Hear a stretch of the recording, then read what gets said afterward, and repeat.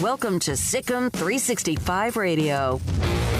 He wants to get the offense going, and I think, the challenge is to not go outside of it, outside of what's being asked or outside of what's in front of him, and to kind of trust, what we've got for him, trust his teammates, and let's kind of move forward as a team. Sometimes that's hard to do when, there's bombs going off to your left and right.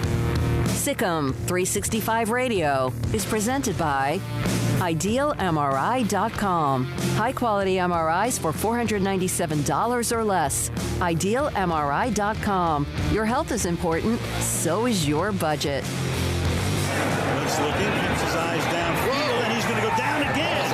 And that's Donovan Wilson with the ball coming loose. And Dallas has it. The 3 o'clock hour is sponsored by Waco Custom Marketplace. Meats, sweets, Texas treats, and a cut above the rest. 425 Lake Air Drive, Waco. Brewer in the pocket. Pressure. Brewer got away. Charlie Brewer extends the play. Down the sideline is caught. Touchdown.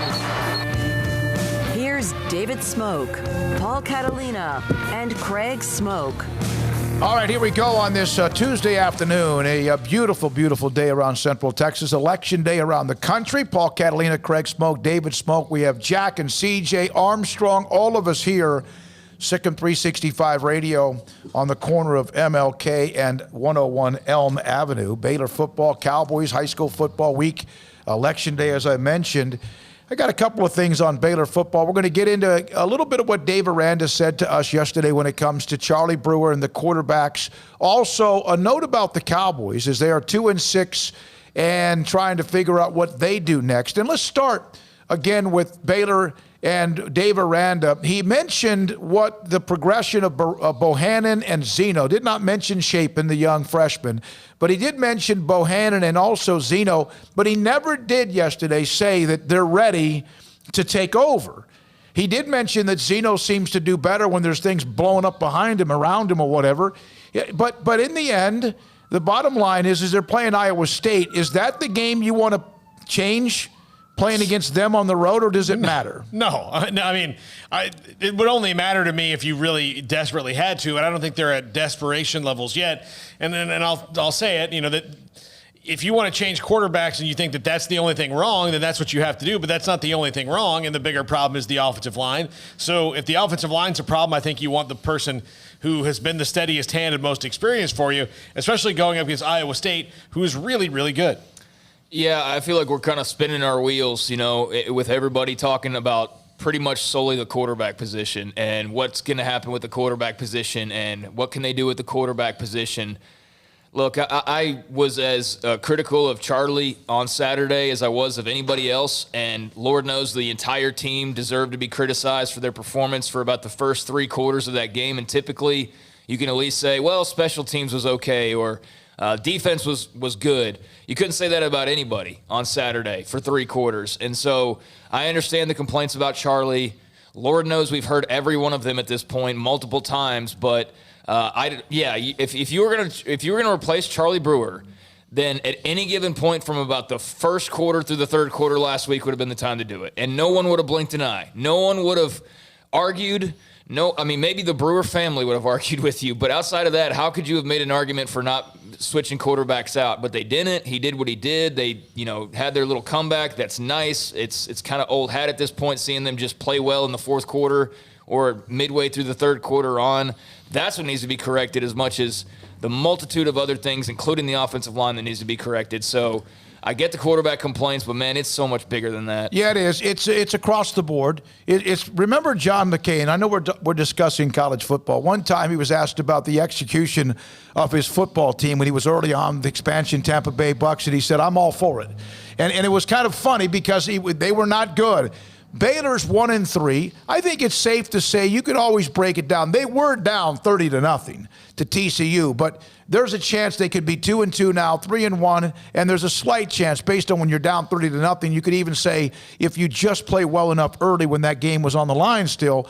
But 3-1 most likely is the max with this team. 4-0, sure, you get a couple of breaks. You could win it in Austin and also, but you dug a hole there. So here's Dave Aranda. One of the 254-339-1122. 254-339-1122. That number's open. Jack, CJ, and Armstrong ready to help you launch into whatever you want to say. I want to ask his question as well, and we'll hear what he says about Bohannon and Zeno, and I want you to hopefully listen carefully. But also with the Cowboys. The Cowboys are 2-6. Nobody, I think, in the history of the league has ever been 2-6 and then made the playoffs. They're going to expand. I don't know if you heard about this. There's a little bit of simmering that the NFL might expand the playoffs this year like the NHL did, like the NBA did, like baseball did, to 16 teams. That's if they lose games to COVID. If they lose, well, and there's some stuff that's flared up, but if they lose games, 16 teams, which then all of a sudden puts everybody back into play, no matter what your record is.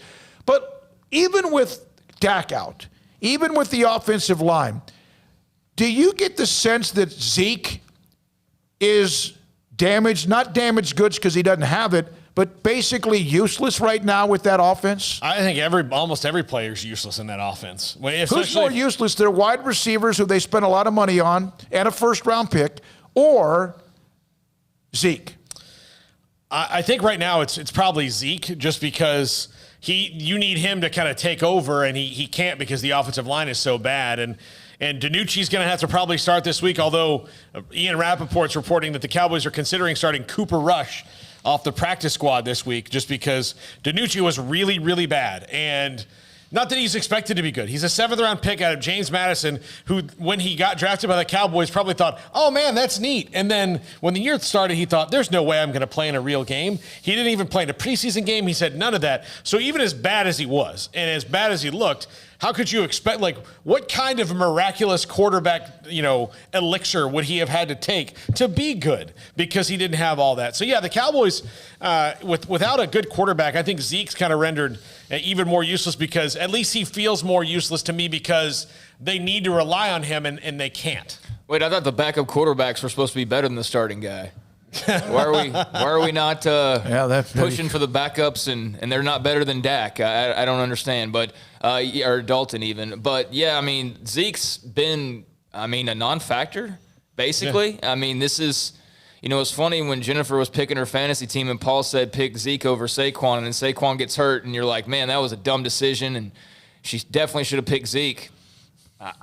She's barely gotten for about 2 weeks. At least Zeke would be playing, but that's all you can say. Right, but I'm saying, he wouldn't be blowing anybody away. No. He wouldn't be posting the typical numbers that he posts. So no, he's had a down year, and you can take away some of the blame from him and place it on the offensive line. I mean, the Cowboys are maybe even more of a mess than Baylor is, quite frankly, offensively in some ways, just because they're so hurt by injuries, whereas Baylor's just hurt by not really knowing what they're doing. But I mean, yeah, there's a lack of effort, it looks like, at times. Zeke's not breaking off the long runs. I'm not saying he in particular has a lack of effort. It's just that the offense in general is just so dysfunctional that it's just, I don't know how into it everybody is, you know what I mean? But, certainly he's not been the guy that you had hoped he would be in this situation. Again, his blocking's not great, so he can't do it all by himself, but you would hope that a guy getting paid that much money who's been such a face of your team would kind of be the one rallying the troops and breaking off runs and getting fired up and getting in people's faces and just trying to get something going, but I don't think we've seen much of that. Yeah, and to 254-339-1122, who has become more irrelevant with the loss of Dak and the injuries in the offensive line for the Cowboys at 2-6? Has it been Zeke, or has it been the wide receivers? Because Amari Cooper had 1 catch for 5 yards. That's one of the topics today on the text line, and if you want to call, we'd love to hear from you either way at 254-339-1122. Now, Baylor, Iowa State, they're about to play back-to-back road games against 2 programs that last year there was drama.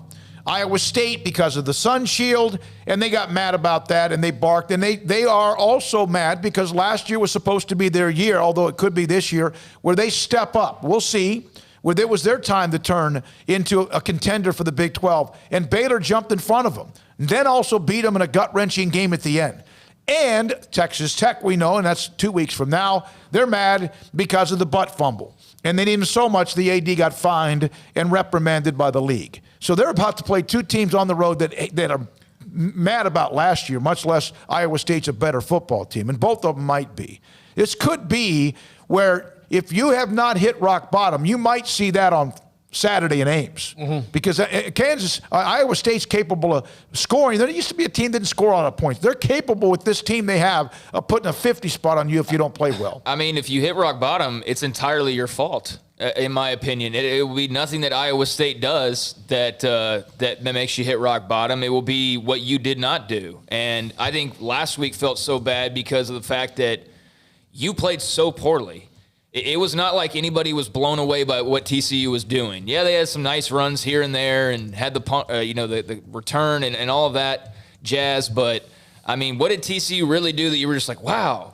Like nothing. It was just you were more obsessed and walking away after the fact going, geez Louise, Baylor played like absolute dog-s. I mean, that was the game to me. It wasn't even anything that TCU did. It was that Baylor played so badly from the jump of that game. And, it felt over 5 minutes in as soon as that return was run back. It was like 14-0. There's no way they're climbing out of this hole. And then sure enough, like it was just the avalanche after that. I will give this team credit for rallying at the end and for showing some fight. But, man, I'm getting awful tired of saying that week after week after week after watching bad football for more than half the game. And then, they came back and they made an effort. Well, make an effort from the jump. Have some energy from the jump. If they don't go into Ames with energy, they come out lackadaisical like they did last week, they will get drilled and they will get hammered. But you know who that will be on? It won't be because of Iowa State. It will be because Baylor, again, cannot correct their own issues. You know what bad teams do? They get down, and then they come back and make it look somewhat respectable. Yeah. And so, like you said, have that second half early. Go into Ames and with your hair on fire. Go into Ames and maybe you block a punt or you somehow return a punt. And when that punt ended, that you could feel the energy on the long throw to Quentin Johnston, the Temple X, who had the second drive, caught 2 passes. He was very much Quentin Johnston, though, right? After that he flashed early and just disappeared. 3 catches, whatever it was. But I saw him catch more passes in that game than I ever saw him total against Midway.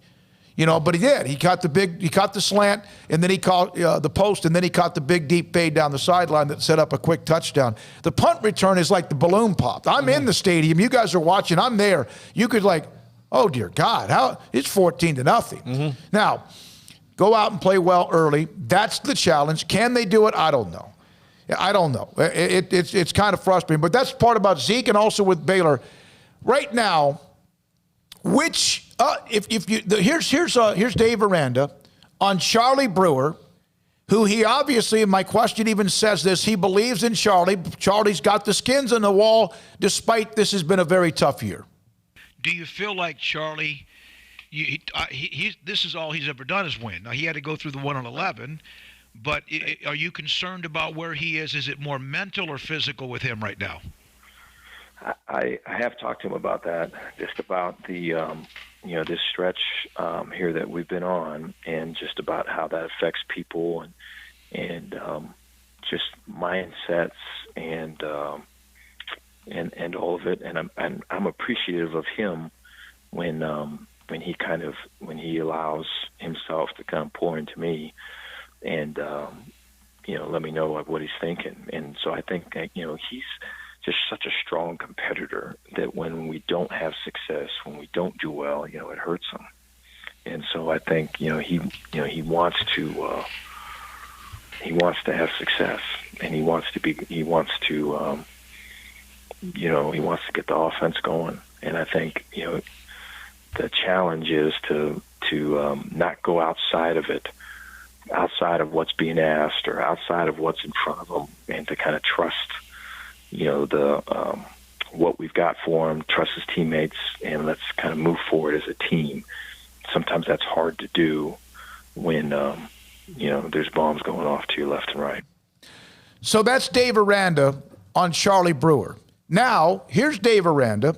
And by the way, Bear in Michigan. Today's show opening is so depressing. I need to go eat some good barbecue. We'll try to make it better.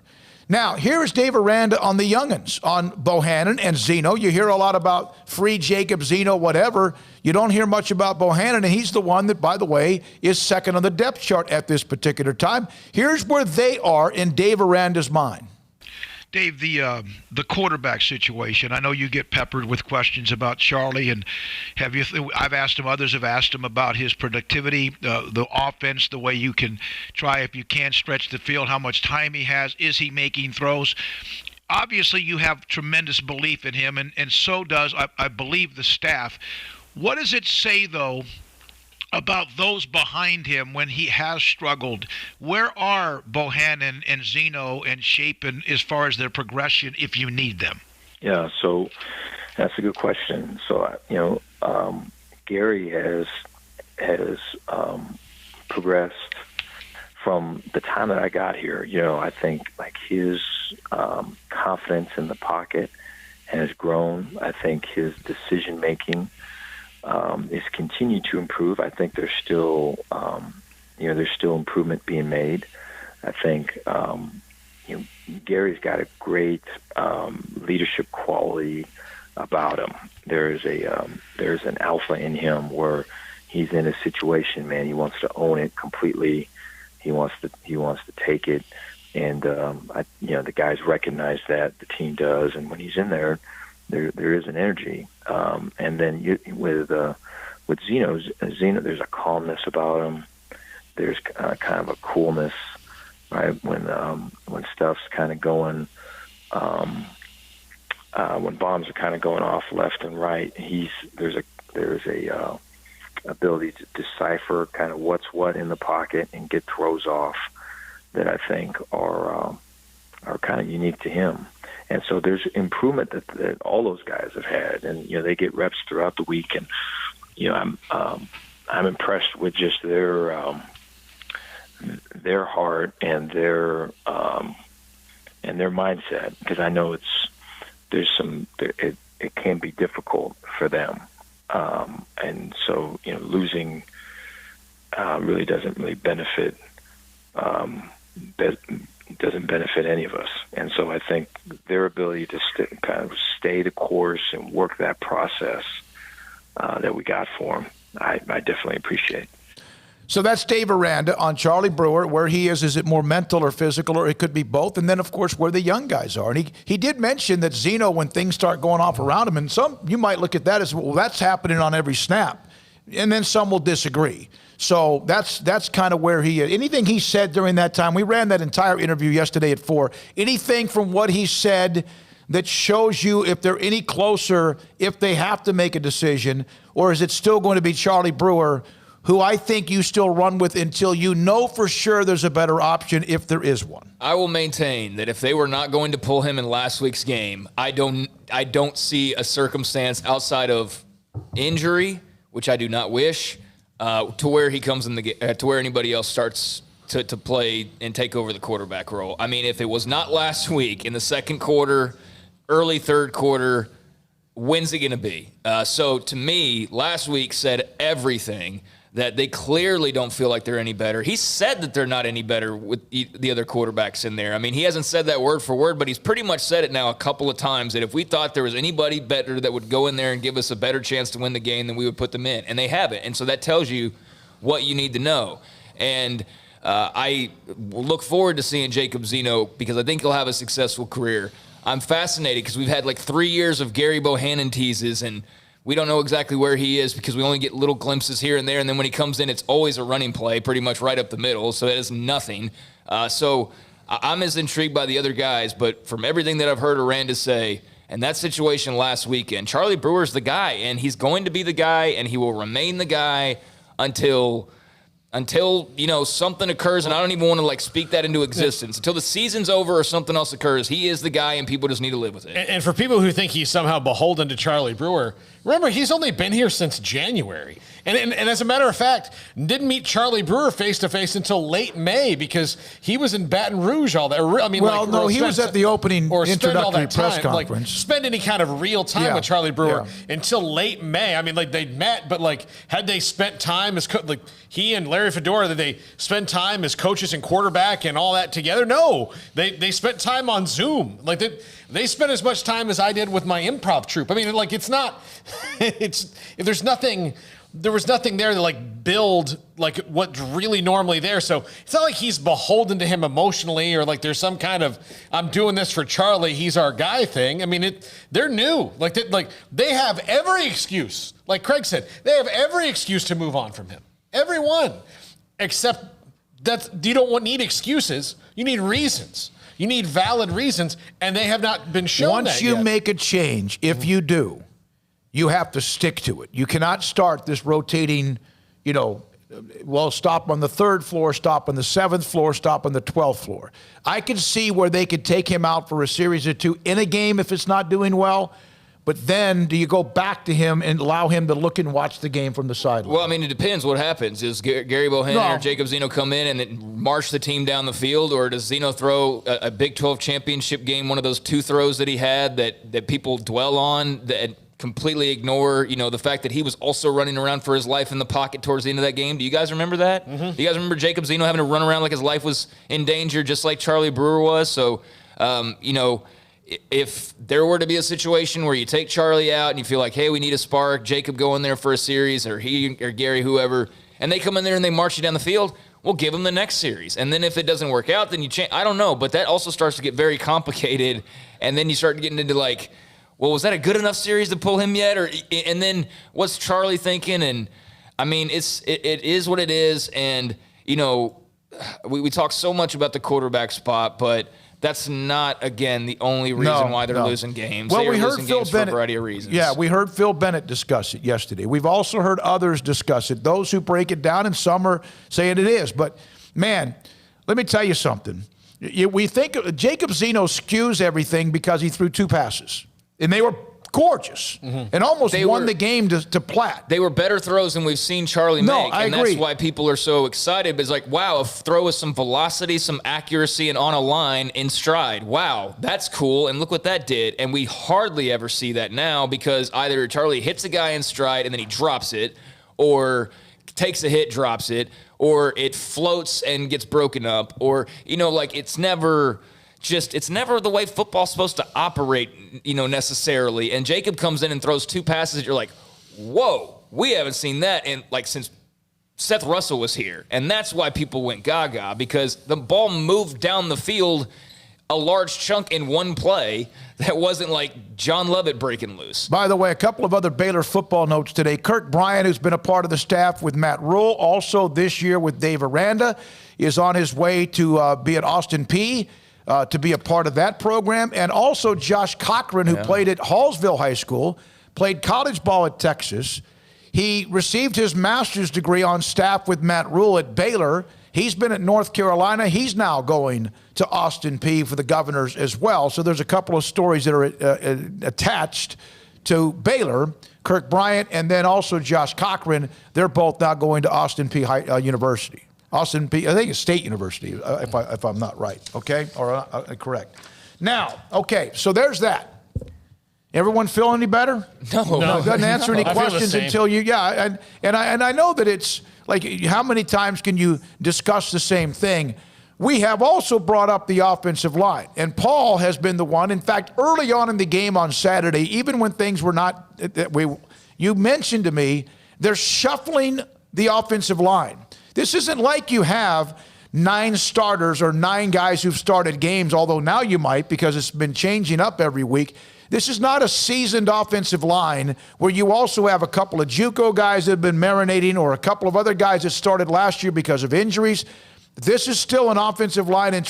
Give me one player, Galvin, who is an elite or at least a good college football player on the offensive line. I think Connor Galvin's good. Jake Burton played at UCLA, but I think that's blown things out of proportion. I think that is, and I noticed it early on. I thought, oh man, because we had the story from Colt and the graphic that we ran on the pregame show of this is the alignment of the offensive line. So that was the starting offensive line, and then the second series of the game it was different. So I thought someone got hurt. I thought, oh, well, that's weird. Khalil Keith's back in there and Xavier Newman's moved back to center, so Jason Moore must have gotten hurt. And then the next series, they were back to the other one. And I thought, well, what are you doing? And I'm not a person who's going to rein in the coaches or try to say you're doing this wrong. They know a hell of a lot more than we do. But if the point is, like, just based on what they said of getting continuity, and what the team didn't have in the loss to Texas was practice and continuity and not having the same 5 guys in the offensive line, well, playing 7 guys on the offensive line is not going to help that continuity. Playing the best 5 that you have is going to help the continuity. Yeah, and then Xavier Newman struggled. He was better at left guard than he was at center, but he wasn't really good at either one of them. Their biggest problems are up the middle right now, right? I mean, they're getting blown back. Running play, passing play, quick throws, or if you're trying to throw the ball at all. Well, it doesn't help that, for one, Jake Burton's a little bit overrated, I believe, just because he was a guy with a lot of experience. And, it's like, 13-game starter or whatever it is out of the Pac-12. Well, UCLA wasn't that good. And I think that, his experience is great, and it's more than most on that offensive line have. But he's not like some all-American, like, first-round pick guy coming in. And it almost felt like people started to think that he was like some surefire draft pick that was going to come in for a year, solidify everything, and go get drafted in the second round or something. At least that's the impression that I got from some people, as though this was some magical elixir that was suddenly being added and was going to fix the offensive line's problems. One big problem you have is a guy on your line that should be hands down your best player on the offensive line is hands down one of your worst players on the offensive line, and that is your senior Xavier Newman. Do you have that play? Hold on, Craig. Just hold your thought. Do you have the play you just showed, the one from the backside? I want you to look at this. This is kind of neat that we've never really done this before. Play that highlight, if you don't mind, Armstrong, when Brewer's in the gun, and he's about to take the snap. And I want everyone to watch this play. And, Craig, you can continue your point. Here we go. All right? There's pressure up the middle immediately. Bang. And your offensive right tackle or guard is being shoved back into the pocket. You have no chance. Now, that's also when you have had time, you may have not made the throws or accurate or just missed them completely or somebody ran the wrong route. But that right there is deadly. Run it back. I want to call attention to something of what he does here. Cool new feature. It is. Yeah, run it back. It's like, and believe me, I'm not an X's and O's guy, but that's obvious. Okay, watch Xavier Newman here, misses his block, gets trashed, knows he's let the guy go, and then goes to block someone else. So he's not only he was lost. He was completely lost in that play. And Burton's fine. Yeah. Burton's right there at 73. He's fine. But what? But when 97 gets past him, what did he think was going to happen? But did you see what was coming from his right side? An absolute collision course. Yeah. And so even if Xavier Newman makes his block, you still might have somebody being shoved back into your pocket. Well, that looked like there was a little bit more, or not a little bit more, but that was also on Moore a little bit as well. Yeah, he let the guy get through. Yeah, so, that was a combination problem, but I'll go back to what I said before we played that clip. The best player on your offensive line should be Xavier Newman Johnson, and instead I feel like he's been an absolute liability now for going back to even at times last year in a way.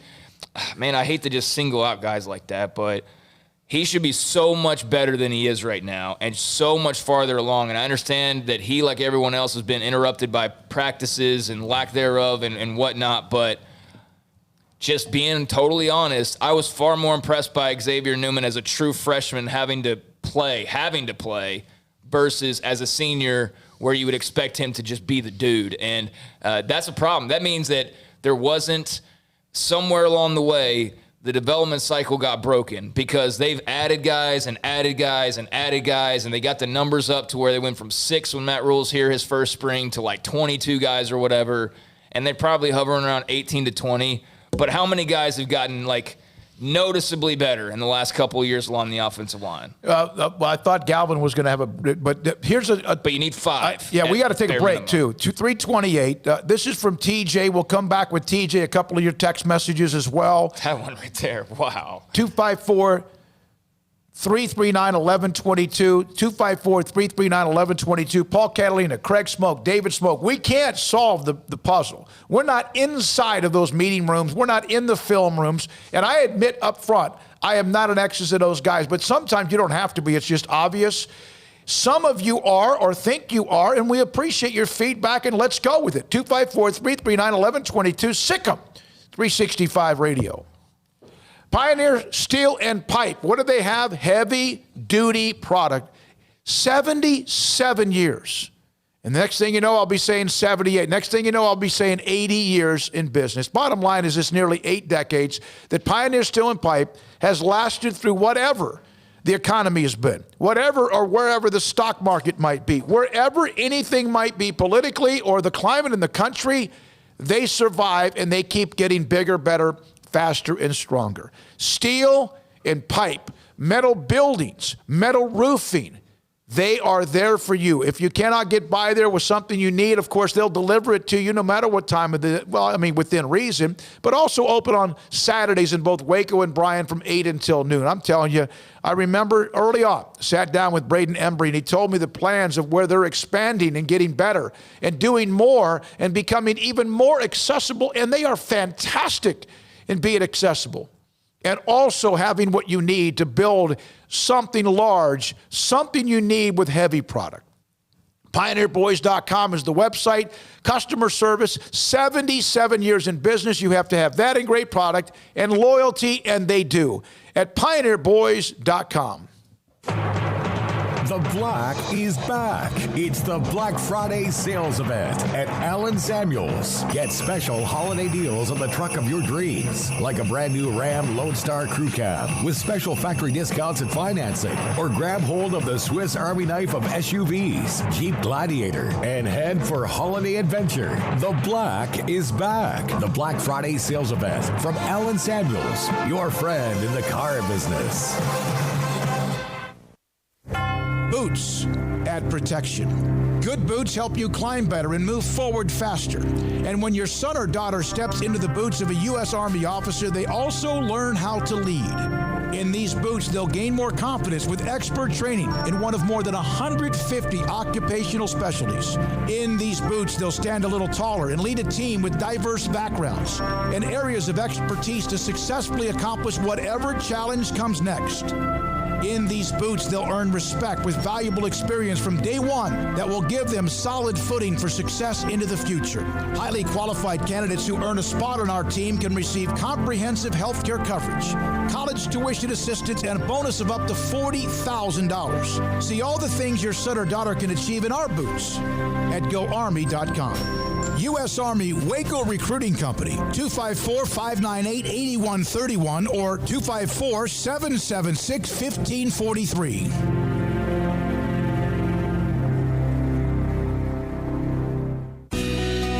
Camille Johnson Realtors guide you seamlessly through the process of buying your dream home or selling your current one. Commercial, farm and ranch, or residential, Camille Johnson Realtors can smoothly and successfully lead you through any transaction. With a team of 28 experienced agents who are excited about serving you, Camille Johnson Realtors services the entire greater Waco area. If you're in the market to buy or sell, contact Camille Johnson Realtors, 104 Midway Center in Woodway, or find them online at www.camillejohnson.com. Camille Johnson Realtors, elegant, charming, warm. Welcome home. It takes time to reach goals. It's a truth that applies to more than sports. It goes for your financial goals as well. You work hard for your money, and you deserve an investment strategy that lines up with your game plan. And Tom Albers, your Edward Jones financial advisor, can help. If your financial investments aren't putting forth the effort you desire, stop by today for a financial review. Tom Albers, 4301 Lakeshore Drive, 254-776-7605. Edward Jones, member SIPC. From the first workout to the last practice, sports is an incredible and rewarding challenge. Hi, everyone. This is Dan Ingham with the First National Bank of Central Texas, and we're proud to support each athlete, every parent, and our educators.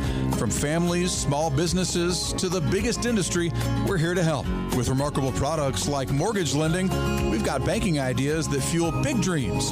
The First National Bank of Central Texas. Familiar faces making local decisions. Member FDIC, Equal Housing Lender. Parenting is full of surprises. You never know what to expect. So after our son was born, I called my Texas Farm Bureau insurance agent to set up a life insurance policy in case something happened to me. Sawyer is now 2. And we'll soon have a sister. There's no one else I would trust with protecting my family. Stop by and see our agents at one of our 3 McLennan County locations. Coverage and discounts are subject to qualifications and policy terms and may vary by situation. Welcome back to SicEm365 Radio. The SicEm365 Radio app is sponsored by Allen Samuels Dodge Chrysler Jeep Ram Fiat in Waco. Your friend in the car business at Loop 340 and east of 84. Come by. Let's be friends. All right, we're back. SicEm365 Radio. That was awesome. Armstrong and both CJ and Jack also a part of that with some video. And that's kind of fun to have. By the way, last night, and we'll hear from Conley quarterback Kavion Gaither, and he is the Texas Built Ford Tough Class 4A Player of the Week in the state of Texas. And Trajan Butler is the running back from Marlin, kind of a wildcat running back quarterback at Marlin. They're playing 4 different players at quarterback, and they're playing pretty well, 4-3. He's the 2A Texas Built Ford Tough High School Player of the Week in Texas. It was nice because I was able to write up a little capsule about them. Yeah. You guys start writing. I'm writing a little bit too. It's been fun. And we'll have Kavion today on the show and a little bit later. And good for Marlin, just because, we had Sheila Henderson on, and we've talked to their different people in their administration, and those kids are, they're playing against circumstances with their school district and all these things that are not their fault. It's not their fault they weren't getting for years the education that they deserved or were entitled to. They've got administration in there that's working really hard now and trying to change all that. And for them to get some joy and some fun really, really does the heart good in 2020. So if you had to vote for who you wanted to play quarterback for the Cowboys this week, Cooper Rush, Garrett Gilbert, or Ben DiNucci? I would probably pick, and I never thought I would say this. In a million years, I never thought I would say this. But Cooper Rush. I'm just going to point the camera at me. I'm saying I want Cooper Rush to take all the snaps for the Dallas Football Cowboys this week. That's what I want. Because I think Ben DiNucci might die. I think the Steelers would tear his ear off and wear it as a trophy, like cannibals in the 1500s. I think that's what will happen to him because the Steelers are that good and the Cowboys are that bad. Cooper Rush, maybe he's got some more moxie. I don't know. And look, Garrett Gilbert's been in the league, but he hasn't played as much as Cooper Rush. So the Cowboys have nothing but bad. What's their best bad idea? Did you ever see that movie Argo? That was the thing. What's the best bad idea? What's the best bad idea for the Cowboys?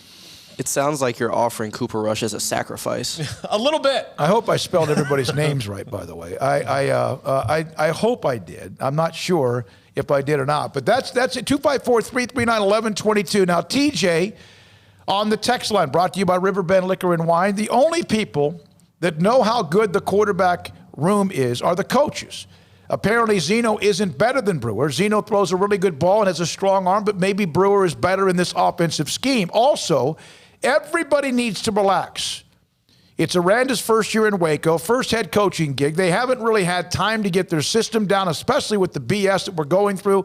Give it time. If you thought Baylor was going undefeated or winning the Big 12 title this year, you need to address your own expectations. And there are people that want to hear that.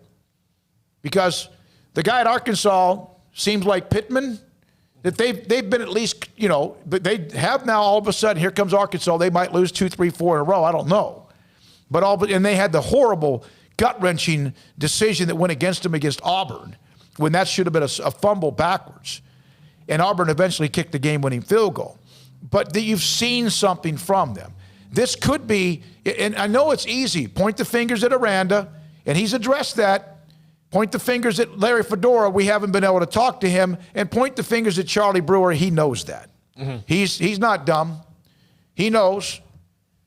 And yet he can't, none of those guys can let whatever we think or you think or fans think, but you know that they understand there's a sense of urgency. Mack Rhodes will join us today at 4:20, and we'll discuss that with him. Former Baylor cornerback Joe Williams today will join us at 4 o'clock. You talk about a guy who had people pointing. Joe Williams, K.J. Morton, and then eventually Ryan Reed were 3 of the most discussed, picked on cornerbacks in Baylor football the last 10 years. Oh, yeah. And they all made plays in big time. Ryan Reed, Phil Bennett loved Ryan Reed. He liked the other ones too.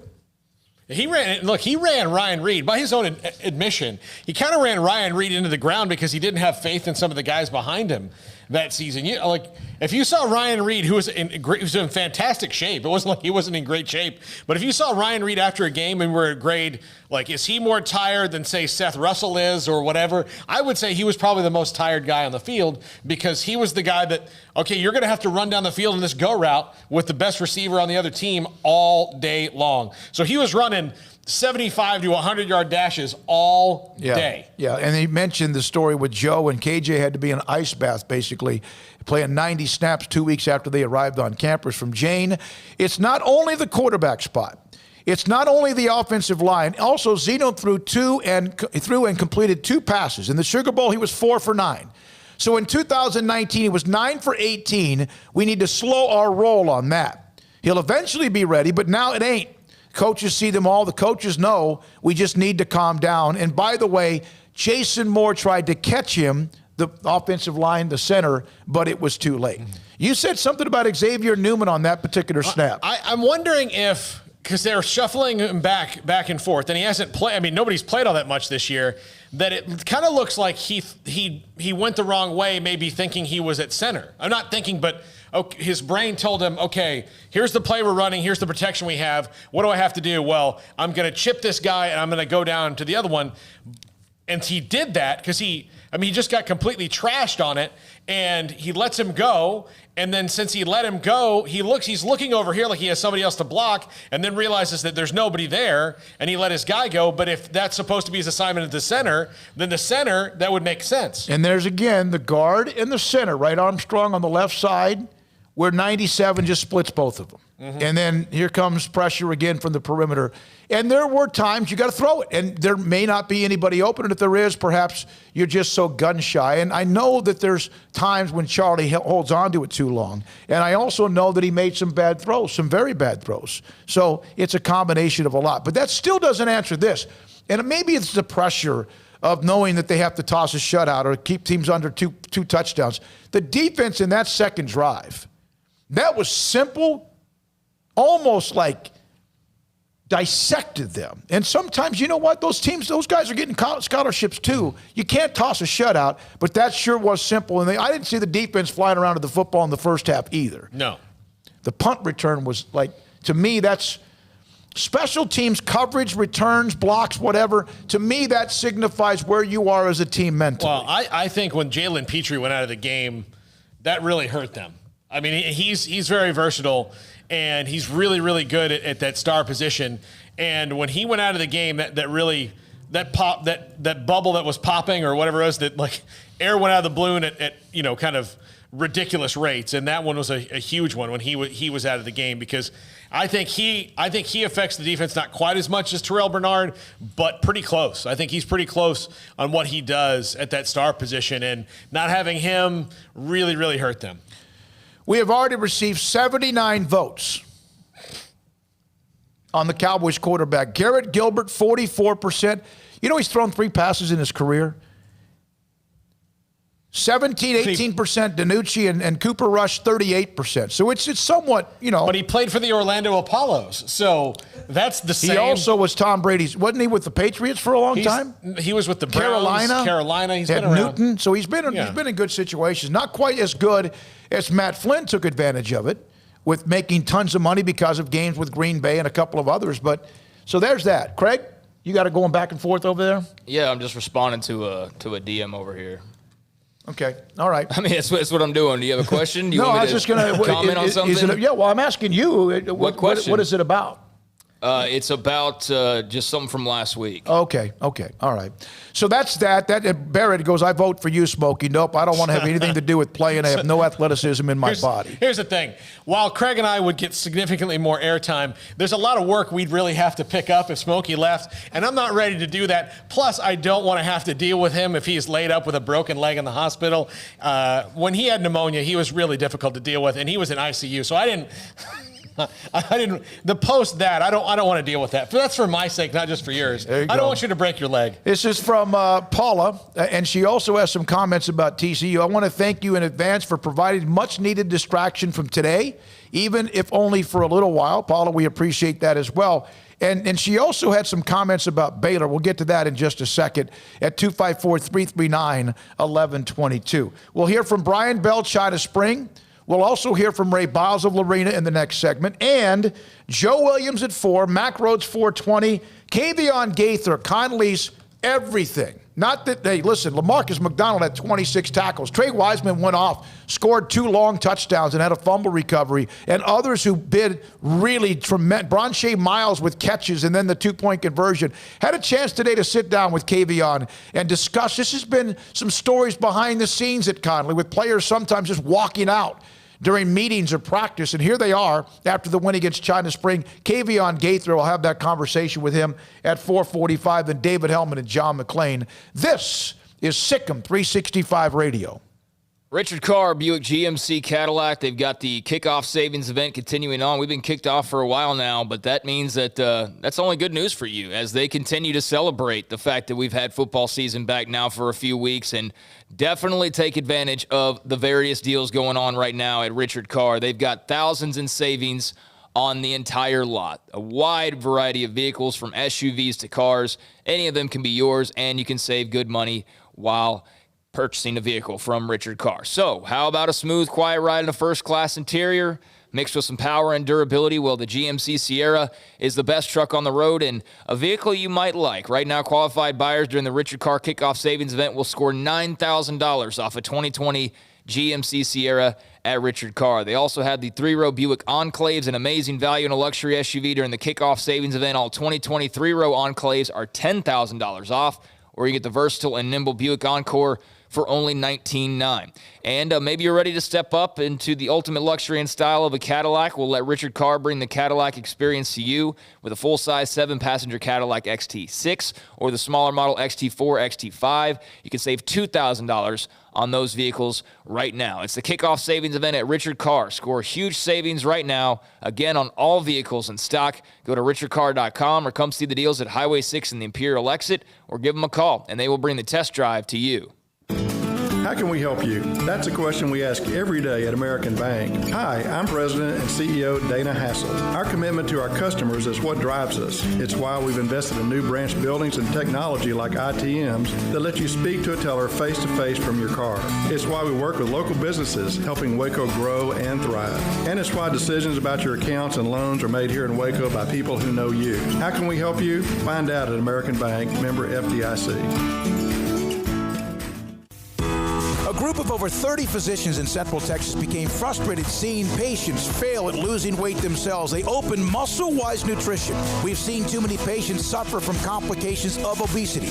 Patients who have tried countless do-it-yourself diets, which often results in 25% of the weight they lose coming from muscle breakdown and muscle loss. We needed another approach, so we opened Muscle-Wise Nutrition. This is a coach-managed diet program to lose substantial weight, targeting fat while sparing muscle. Dieters are seen weekly by a coach who performs detailed body composition analysis. Please email us at SicEm365 at MuscleWiseNutrition.com, and one of our coaches will contact you promptly to get you set up for our free educational seminars. Lose weight by losing fat and sparing muscle. Start MuscleWise today. Contact us at SicEm365 at MuscleWiseNutrition.com.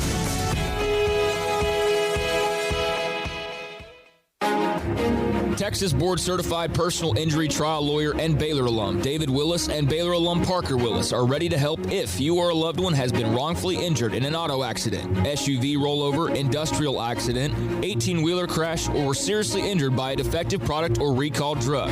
Call them for a confidential and free case consultation at 1-800-GOT-HURT or visit them at TexasTrialLawyer.com, principal office in Houston, Texas. Bird Culchin Ford has been in Waco since 1936.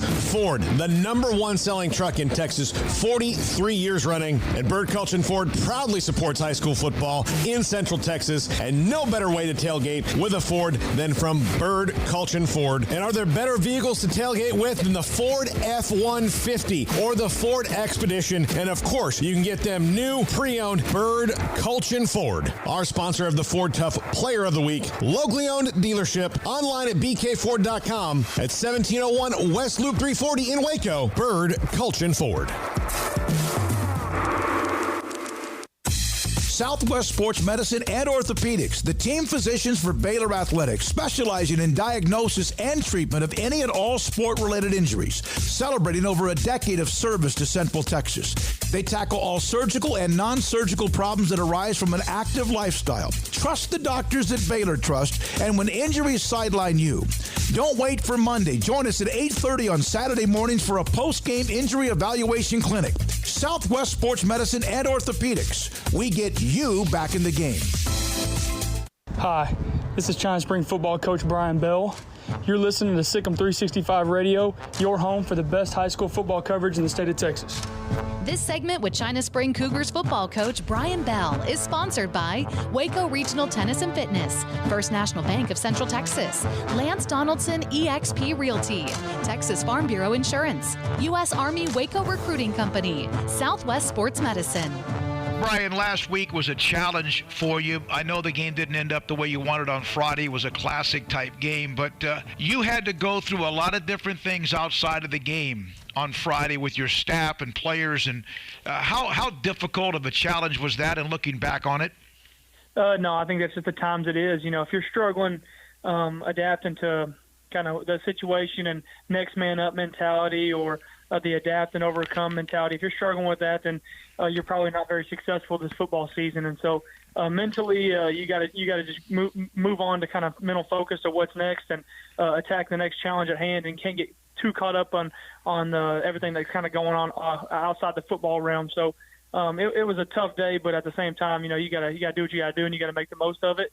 And if you're negative about it for a second, then you're gonna hinder yourself, and you're gonna hinder your football program. So you got to move on, be positive, and make the most of each situation. Does that make this week perfect timing to have a break to kind of, I use this word too much, probably decompress and kind of get recharged?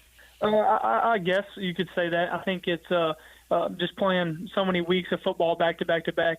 It's always nice when that bye week comes. That way you can kind of get some relaxation. Kids can catch their legs a little bit, and everybody can get healthy. So, I think bye weeks always come at a good time, no matter where they're at. You got to make the most of them, though. So you have the week off, and then it looks like you're probably going to end up playing Jasper. Any news on where or when, and just your thoughts about them, and have you already started to kind of break that down? I don't know too much about Jasper. I know they're a really good football team. They're ranked in the top 10 in the state. So we got our work cut out for us. We're going to be playing I'm like 99% sure it's going to be in Crockett, Texas on Friday night, November the 13th. Don't know any details other than that. Jasper's a really athletic football team. They finished the season very well. They got one more game left in the year to play regular season-wise, but we're going to definitely have our work cut out for us with them. Hi, this is Ray Miles, head football coach at Lorena High School, and you're listening to SicEm365 Radio with David Smoke, Paul Catalina, and Craig Smoke. This segment with Lorena Leopards football coach Ray Biles is sponsored by Texas Farm Bureau Insurance, U.S. Army Waco Recruiting Company, Southwest Sports Medicine. Coach, your team continues their role as you win last week over Caldwell, this week Rogers. You've been very adaptable. You've got big time playmakers like Smeds Hammer, who's leading you really well. As you're down the home stretch now, do you really see your team having that focus, that ready for the playoffs kind of feel? Oh, absolutely. I mean, there's a lot at stake this Friday night, and, it's what these kids work all year for, is the opportunity to play for district championship. So, we're thrilled with the opportunity, and we're blessed that we're still here and still playing ball. How it is, Paul. We never know from one day to the next. So, we're very fortunate to be here. So this week, you 6-2 Lorena, 6-3 Rockdale. It doesn't really get any better than this on a Friday night, going for a district title, the stakes on the line. Can you feel kind of the excitement around Lorena, around the school? Oh, sure. The kids are excited about the opportunity, like I said, to play for district championship. And that's what we spend an awful lot of time a year round working for, is the opportunity to, get out there like we are this Friday night and have an opportunity to win one. And so, I think another thing that's kind of special is we weren't really supposed to be here this Friday night doing this. So, for our kids, I think it's a little bit of extra excitement from the standpoint, Rockdale was picked to be there number one the whole time, and we're kind of the last minute guests. So we're gonna go down to Rockdale and have a good night out. Well, that's a team that can get really explosive on offense quite often. They've been, kind of, running that district a little bit, either them or Cameron for a while, but they can score some points. What is going to be the chief focus on your team when it comes to Rockdale? Is it not kind of can be, a couple of quick explosive drives, like knock you back a little bit?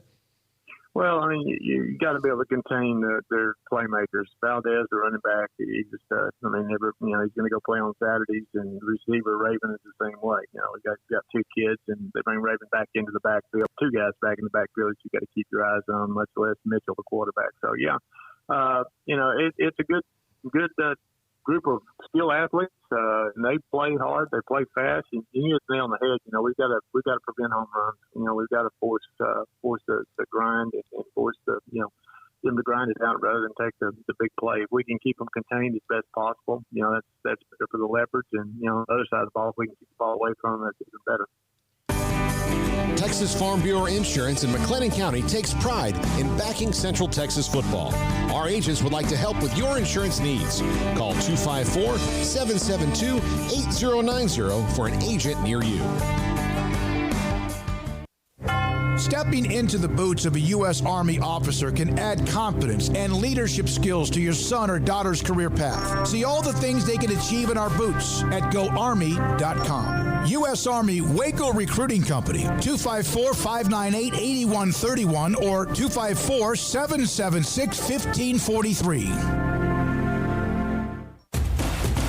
Hey, this is Bryce Petty, former starting quarterback and two-time Big 12 champion, and I know firsthand the importance of being in top shape both on and off the field. So listen up, men. If you're feeling beat down day in and day out and looking for that high-performance edge that separates the men from the boys, then look no further than the Petty Clinic Low T in Waco. Petty Clinic is a comprehensive men's healthcare clinic with an atmosphere catering to men. Board-certified Dr. Kent Petty has a special interest in offering the highest quality medical care to men of all ages. Some of the services offered include screening and treatment for low testosterone or thyroid, infertility, high blood pressure, diabetes, high cholesterol, sleep apnea, while offering comprehensive wellness exams and complete men's health lab panels. High performance men, remember, it's not just a Petty thing. This is Bryce Petty, encouraging you to reach out and Google search Petty Clinic Low T or go to pettycliniclowt.com and get your complimentary lab screening today.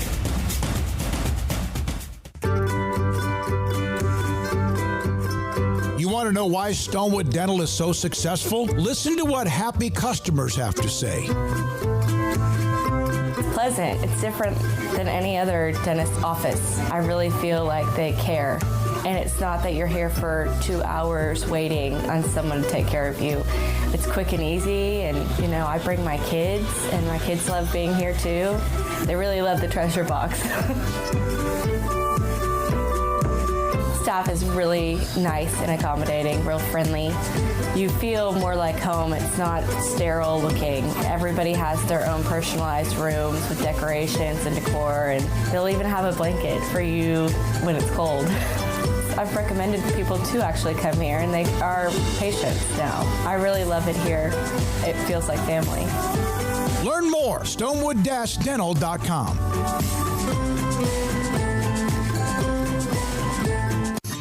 With more than 160,000 alumni worldwide and counting, the Baylor family is growing. And through the university's expanded Baylor alumni program, the family is growing closer. With hundreds of local volunteers planning events in cities and towns around the country, you can gather with fellow Bears no matter where you are. So, get connected, get something started, get involved, and make plans to get together with Baylor alumni. Visit us at baylor.edu/alumni. At Ideal MRI, we feel blessed to be part of the Waco community. We're a small family business here in Central Texas. At times like this, the cost of healthcare has never been more important. And unfortunately, significant illnesses and injuries still occur. And that's why Ideal MRI is open and here to serve you through this difficult time. So if you need an MRI, ask your doctor about Ideal MRI. You can schedule online in minutes at idealmri.com or call 833-IDEAL-MRI.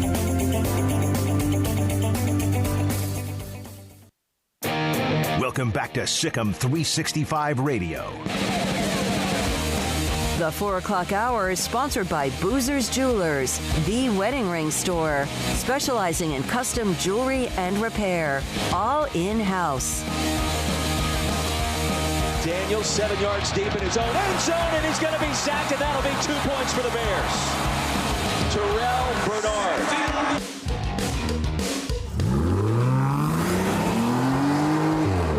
This segment on Baylor Athletics on SicEm365 Radio is brought to you by Richard Carr Buick GMC Cadillac, located at the Imperial Drive exit off Loop 340 in Waco. Proud supporters of all Baylor Athletics.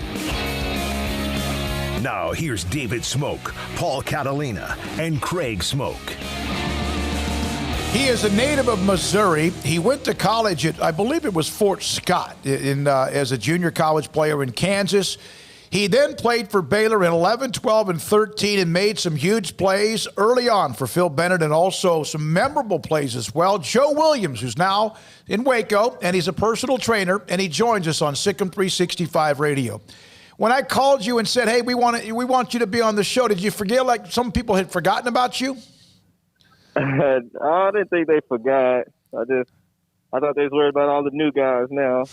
Well, there's a few of them as well. Joe, Coach Bennett is on with us every Monday, and he's told us some stories. But can you go back to the timeline when you actually arrived on campus his first year in 2011, your first year, how late in the summer it was before you turned around and had to start playing games with KJ Morton to help out the defense?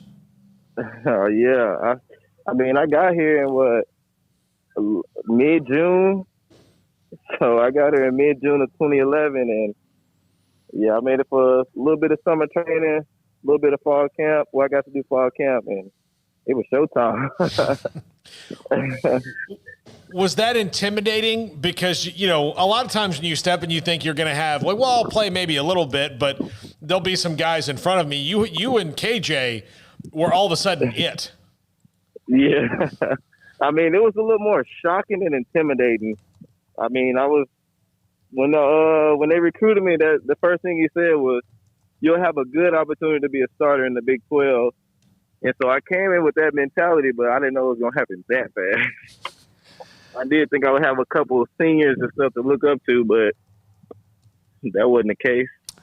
Joe, what was it? Being from St. Louis, what did you even know about Baylor prior to that? And then, when did they sort of get on your radar? I imagine, obviously when they started recruiting you, but what did you know beforehand? And then, what was it about the way they did things, the way they talked to you, the way they recruited you that made that the move for you?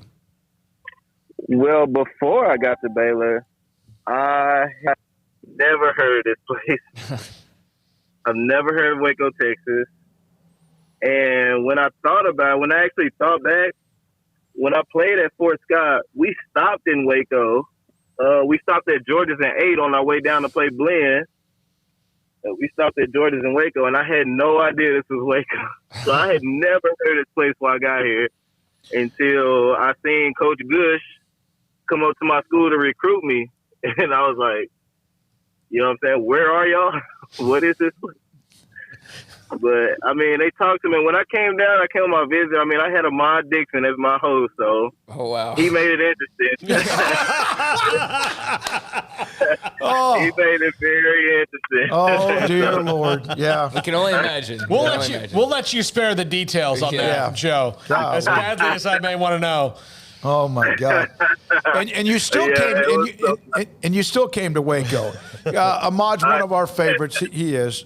Coach Bennett said that after the game with TCU, where you beat them in 2011, that was the year, of course, RG3 won the Heisman, but you guys were good. You ended up going to the Alamo Bowl and having the big win against Washington. He said after the TCU game, which was right off the top almost, that you and KJ played 90 snaps in that game and had to take like an ice bath or be iced down. Do you remember? Is that true? Yeah, it's very true. First of all, I had never played in an atmosphere like that. Floyd Casey was crazy to me. I'm coming from Missouri. In high school, we played in front of 200 plus. JUCO, junior college, it was maybe 200-300 plus. And then to come down and be in front of 50,000 like that was, first of all, overwhelming. And then to actually play that many snaps, just fast-paced snaps like that, yeah, after the game, it was accident. That wears you out thinking about it, doesn't it? Oh, my goodness. Joe Williams, Yeah, former Baylor cornerback, with us on SicEm365 Radio. What was the bond between you and KJ like, because you had to go through all that? You're living the exact same thing at the same time. Yeah, that definitely brought us together. And, I mean, it was he a cool dude, and we had a lot of fun together, just figuring everything out together and just figuring out how to play this game on this level. And so it helped us bond a lot. Joe, when you first got into a practice and you had to go up against that Art Briles offense, I mean, how big of a learning curve was that? I mean, not only just knowing what you were doing, but I imagine physically having to be in the shape to defend that offense on a regular basis. Was your head kind of spinning? Was it fun? How much of a challenge was that for you? Oh my God! I thought I got a scholarship for football. I was like, this is a track meet. I thought this was football practice. Like we running track right now. It was just back to back running, just running. I was like, my goodness! I thought the warm up. I was ready to go after the warm up, but I mean, it just being so fast paced like that. To adapt, or you fast. Joe, Coach Bennett. Yeah, Coach Bennett is obviously fiery. He's demanding. He's mentioned what he's done to others that have been in the program, whether they played linebacker or corner or safety or defensive line. And he said he was obviously very tough on both of you and KJ, but he also understood he had to have you. Meach, who had come in as well, Dimitri Goodson as well. You made big plays, though. I mean, yeah, you had your moments. There's no question about it. But you made some huge plays along the way. What was that like, knowing that the process through those first couple of years was not always easy, but you and KJ as a team, as a tandem, made plays along the way that in some days changed the momentum or even sealed victories? Well, I mean, we knew we had to be a big impact because, I mean, it was us. I mean, we were the guys, so we had to be an impact. And the one thing Coach Bennett taught us, it was just there's no excuse. You do your job. There's no excuse. I don't care if you just got here. I don't care if you barely know. You do your job. And so, I mean, with accepting that mentality, you got to go play. And just being the guy and the type of baller that I am, I mean, those big plays, they come. I mean, you just got to make things happen. Do you have a favorite moment or game that sticks out to you? Yes, of course. I mean, my favorite moment was the 2011 Texas Tech. I mean, I'm from St. Louis, so that was my first time being in Cowboy Stadium and actually seeing the place and seeing that big screen at the top. And so it was just, the atmosphere was overwhelming. And I think that's when I caught my first pick six. And so that was a crazy time for me and very overwhelming. I'll never forget that moment. That was a 90-yard pick six, right? Yeah. Well, the following year, the big K-State game, what do you recall about just the build-up for that? I mean, that's the game that, Joe, we've had 75 different former Baylor players on from all different eras since the spring, and a lot of guys from your era, and many of them cite that K-State game as their favorite. But where does that kind of sit for you, and what do you recall about that game? Because you also had a big game in that one as well. Oh, yeah. I don't know how many people recall, but earlier in that week, Ahmad did an interview, and he said this was going to be a statement game for us to let everybody know who we were. And he did it Tuesday. Oh, no, he did it Monday. And that was literally our mentality the whole week. This is our chance for the world. Everything's coming together. Our defense coming together. Everybody had their bad games. Everything's coming together. So that was our mentality. The world is going to figure out who we are this week. This game, and they just so happen to be number one. And so the motivation for that week was crazy. And I think it was just, we were so motivated to, first of all, be playing the number one team in the nation. But that wasn't even the motivation. The motive was that everything was coming together with the defense and like the offense already had it clicking, but you know, our DBs, we had our bad game. Linebackers had a bad game. D-line had a bad game, but now it's like, all right, everybody getting it figured out, and it all came together in that one game. And it was special to do and special to see. You had 2 picks. They had 2 picks in that game, and also had 11 tackles in that game. What was when Ahmad made that comment? Sometimes that's like you're almost making that comment because you're scared, but he meant it. I know you guys meant it because you not only beat them, you beat the hell out of them, 52-24. Yeah. Oh yeah, and that's what we saw that Monday in practice. That's what we saw. We was like, we about to torment this team, and it's like, we don't even see why y'all number one. I see why y'all number one, but I mean, it was. Yeah, the motive was just crazy that week.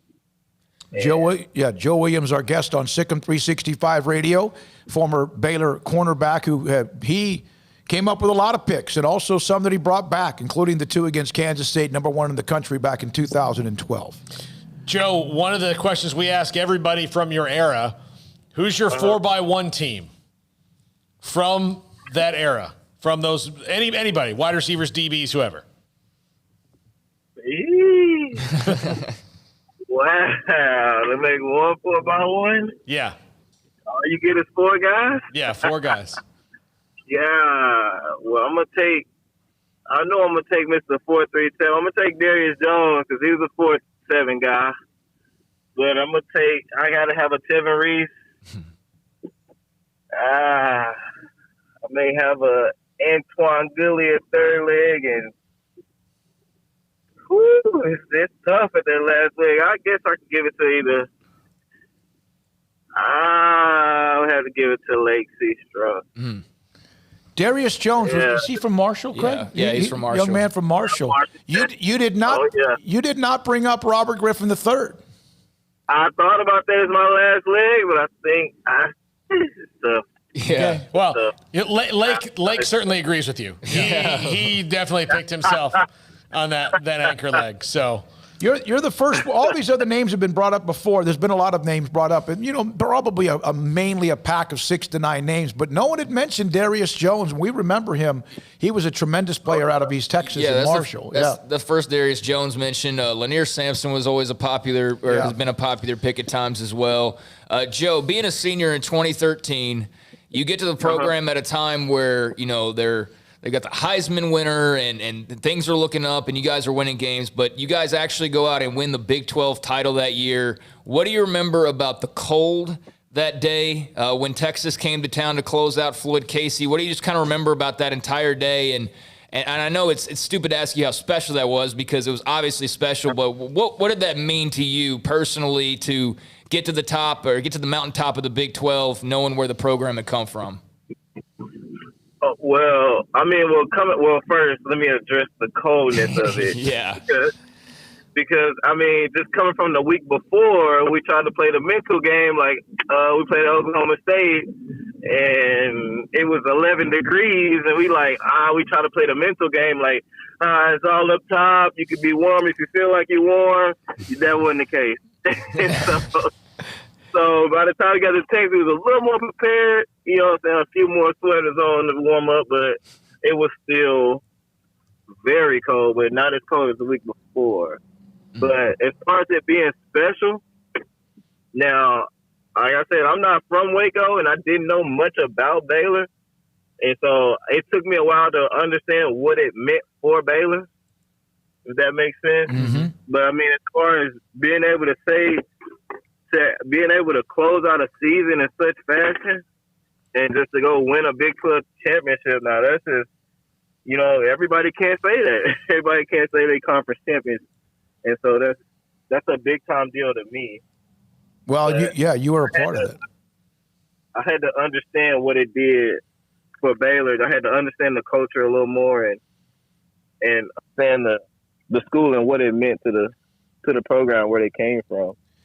You in 1 year, I think 2000 and maybe 12, the year when you had that great run at the end, the Kansas State game sparked you. You guys had lost, I think you were 3-4, 4-5 at the time, whatever the record was. But you not only had 3 interceptions, You also had 15 passes defense. Do you feel like at times people just picked on you and they regretted that in the end? That's what I try to make them do. I mean, you can watch film and, you know, you try to take your shots in the game, but it's up to the cornerback to make them pay for it. And that's all I try to do, just be around to make a play whenever they came my way. Because, I mean, as a cornerback, they'll run the ball 90 times a game. You just kind of out there chilling. And they'll try to kind of run you to sleep and try to catch you slipping. And so it's all about just making a play when it's time, taking advantage of your opportunity. In the end, what did playing at Baylor mean to you and being a part of that program?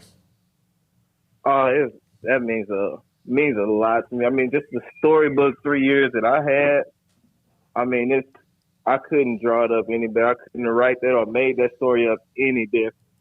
And so that was just special to me, just getting able to enjoy my college years in that fashion and going through everything I went through at Baylor and meeting the guys I met. I mean, it's everything to me. I still talk to a lot of those guys, and they now have connections to a lot of things. So, I mean, it was deep for me and very big time for me. So I wouldn't trade it for the world.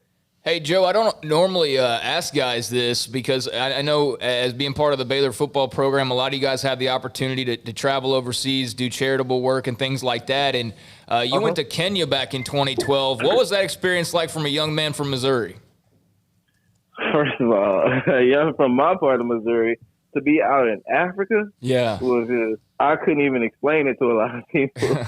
But, I mean, but the experience was everything I thought it would be. I mean, just to see a different side of life and be able to educate kids on things that I know already. And, you know, it was a humbling experience, very humbling. And it helped me to not take a lot of things for granted. I mean, it's just, you know, to appreciate more things in life, and it's much bigger things in life to worry about. So, I mean, I thank West Uri for giving me that opportunity to go with them. And, I went twice. Oh, twice? I had so much fun the first year. I went back the second year. So it was, it's definitely worth the experience. Let everyone know what you're doing now. I know that you are a part of training, your personal trainer. What are you doing? How do people get in touch with you if they want to? All right, I own a company. Well, I own a sports training, Area 4 Training. And, I mean, I have a Facebook page. It's Area 4 Training, like Area, the number 4, and then training. You can tap in on my Facebook, Joe Williams. Instagram, I got the Area 4. YouTube is Area 4 Training. I mean, we sports training. I got kids. I got football kids, baseball, volleyball girls. I got soccer kids. If you want to train in your sport and get better, I'm the guy. And so we keep grinding. I keep kids grinding. I got college boys over at UMHB. Shout out to them boys. Hoping they have a good season coming up in the fall. And, yeah, big-time sports trainer right now. Just hoping the next generation get better, get more coordinated, and just succeed. Joe, if anyone calls me or asks me how to get in touch with you, if they didn't get enough of the information, I'll pass them on to you. Thank you very much for your time. Great to reflect back with you. Anything else, Craig, Paul? Thank you, Joe. Great. I've been working on trying to get a hold of you for a long, long time, and I'm so glad we did. Great to have you on the show, and good luck. Thank you. I appreciate y'all for the time. Joe Williams came here when Phil Bennett arrived. They had Meach. They brought Meach in. They brought K.J. Morton in. They had Joe Williams. And at times, his first game ever was the 50-48 win against TCU. Played 90 snaps in that game. That's the one where Mike Hicks picked off the pass. Yeah. And we had him on, of course, on Friday. Welcome aboard. Yeah. I mean, that's just, let's go. And he and K.J. Morton, I'm telling you, they had some pick sixes in their career and a few picks as well along the way. When we come back, Baylor's Director of Athletics, Mack Rhodes. I don't know if you saw the numbers that came out yesterday evening. Their testing results were almost completely flawless. It's an everyday deal, though, and we'll talk to Mack Rhodes, and he's next on SicEm365 Radio. Pickup Outfitters, where you can help with grill guards, bumpers, whatever you need to spice up your truck, your pickup truck, even your SUV or minivan. First time I ever met Jay Errett, I had the Tahoe, and I used to use, I have the trunk, it pop up, and I always had my golf clubs, whatever else, groceries. And one day he was walking around my car saying, what can we add to your SUV? And it was a bump step where you'd normally use, where you would normally connect some sort of a trailer, like the trailer hitch. And he put a bump step in there, which was neat because it allowed me, it was off maybe 5 or 6 inches from the back, and then it kind of fell back down. It allowed me to get up into the back part of my Tahoe that I'd have to reach over and slam my shin against the bumper or whatever. It was fantastic. He's got all the little gadgets that you may need, and that was for my Tahoe back many years ago when he took over at Pickup Outfitters at 220 Lake Air Drive, and also createacommotion.com online. Pickup Outfitters has every type of bed cover you could imagine or need or want. Retractable, hard folding, one-piece lids, hard and soft roll-up, removable, and paint to match. They can fit any budget, any size bed, and also, again, the color to match. All professionally installed with Pickup Outfitters' lifetime installation guarantee and free warranty assistance as well. Jay Errett, Pickup Outfitters, 220 Lake Air Drive in Waco. Car has the trucks, man. They have the one for you. Crew cab, short or long bed, silver, black or blue. Texas size selection, great prices too. Richard Carr, he has the truck for you. Carr has the trucks, man. He has the truck you need. If you want the best truck, you want a GMC. Texas size selection, great prices too. Richard Carr, they have the truck for you. Boozers is the wedding ring store and more. If you're ready to get engaged or already married and want to upgrade your wife's ring for a special anniversary, Boozers is the place to go. With the largest selection of premier quality diamond engagement rings and wedding rings in Central Texas. They have 7 cases with over 300 styles of rings from top designers like Natalie Kay. Choose from yellow, white, or rose gold, plus beautiful top quality loose diamonds. With an in-house jewelry, they can also custom make anything you want. Bring in a picture or drawing and let Boozers create your one-of-a-kind pendant or ring. They can even use some of your old gold and diamond jewelry to create something new. At Boozers, you'll find a great selection of quality timepieces, and Boozers is the place for expert watch maintenance and repairs, too.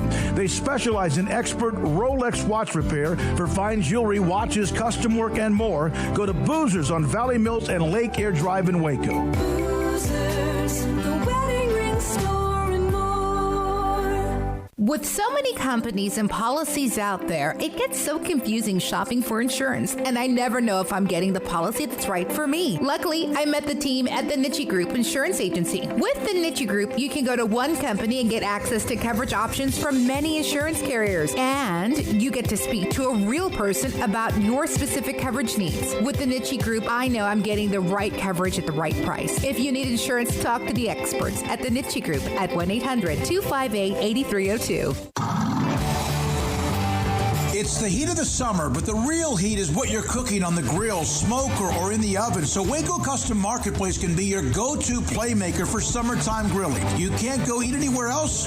Be your own chef with custom-ordered and cut ribeyes, sirloins, fillets, New York strips with a focus on high-quality beef at a competitive price. Waco Custom Marketplace also has fresh deli cuts with sliced turkey, ham, pepperoni, or corned beef. Waco Custom Marketplace also your home for the freshest seafood in town. Salmon, shrimp, mahi-mahi, great priced chicken products, whole birds, tenders, chicken breast, and wings. Waco Custom Marketplace with smoked items unique to Waco, house-made bacon, summer sausage, boudin, hot links, and German sausage. Every seasoning for every occasion, grilling, baking, or frying. Your hometown grocery store with canned goods, pasta, fresh baked bread, buns, chips, sauce, condiments to pickles, charcoal and lighter fluid, cold beer and wine, best kolaches in Waco, mouth-watering cinnamon rolls, and here for the community every single day, helping you avoid the long lines in crowded stores, serving quality products to the Waco community. Go online for the weekly value boxes. Family owned and operated Waco Custom Marketplace,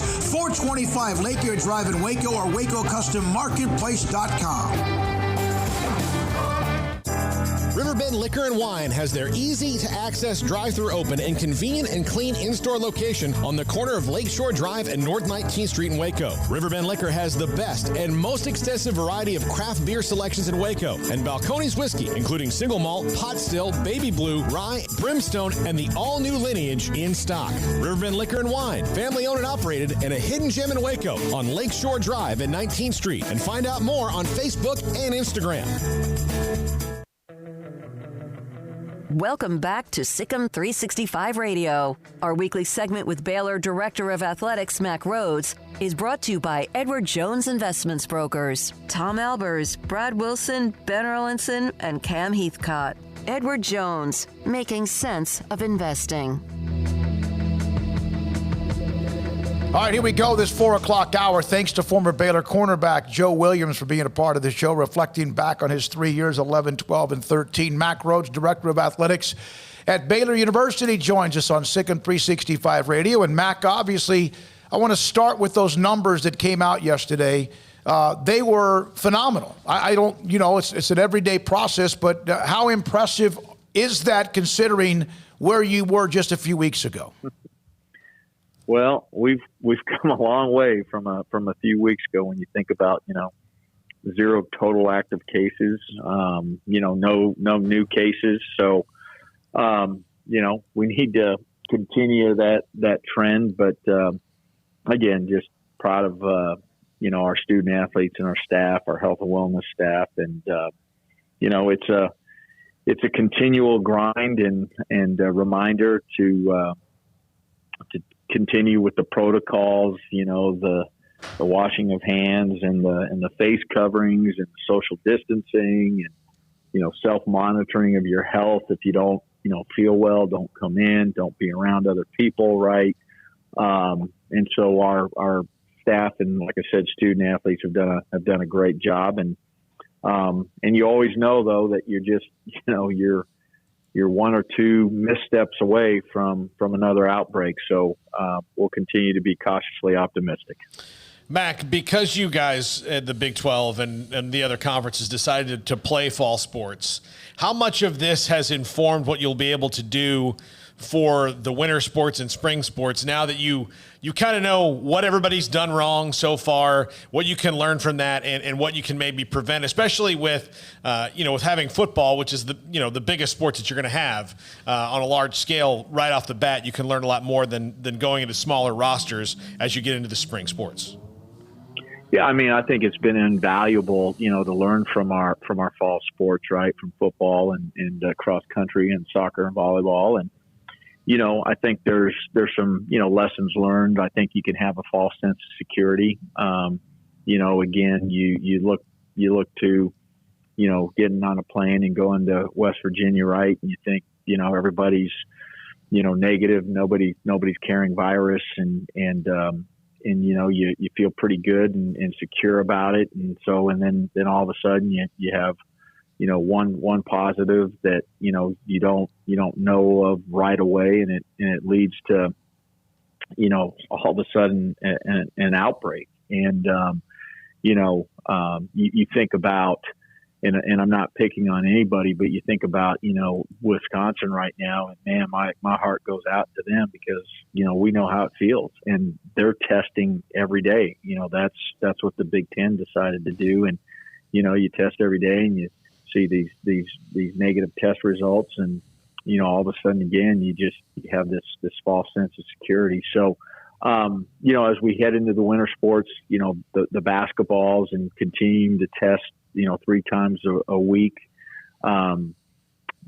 we'll continue to be cautious and make sure we follow protocols. I think you're going to have to be really, really smart on the social distancing and the mask wearing and, who becomes a primary contact and who doesn't, because now all of a sudden with smaller rosters, right, you can wipe out a whole team.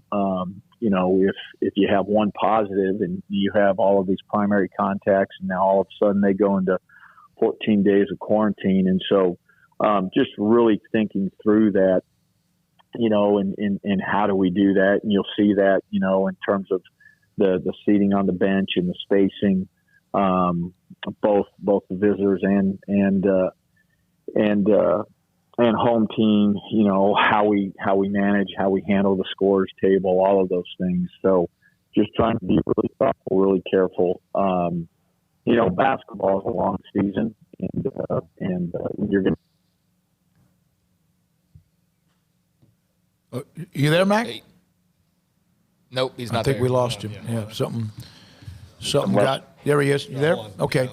Okay. All right. We'll get back. Mack Rhodes back on with us momentarily. There were a few college stories, and this might not take long because Paul can get him on back in a hurry. Keontae Ingram, running back from Texas, out against West Virginia. No surgery, but he's going to be out a few weeks. Tom Herman said on an ankle sprain. And the Wisconsin-Purdue game has been canceled because of coronavirus. Trevor Lawrence, who missed the game last week against Boston College on the sideline, but not playing for Clemson. We knew he would not play, but will be on the sideline against Notre Dame. Craig? Mac, what were your feelings just coming out of last weekend? Obviously a tough game, a tough loss to a rival, and also just hosting the game for a first time. What were your kind of overall thoughts on just how Saturday went?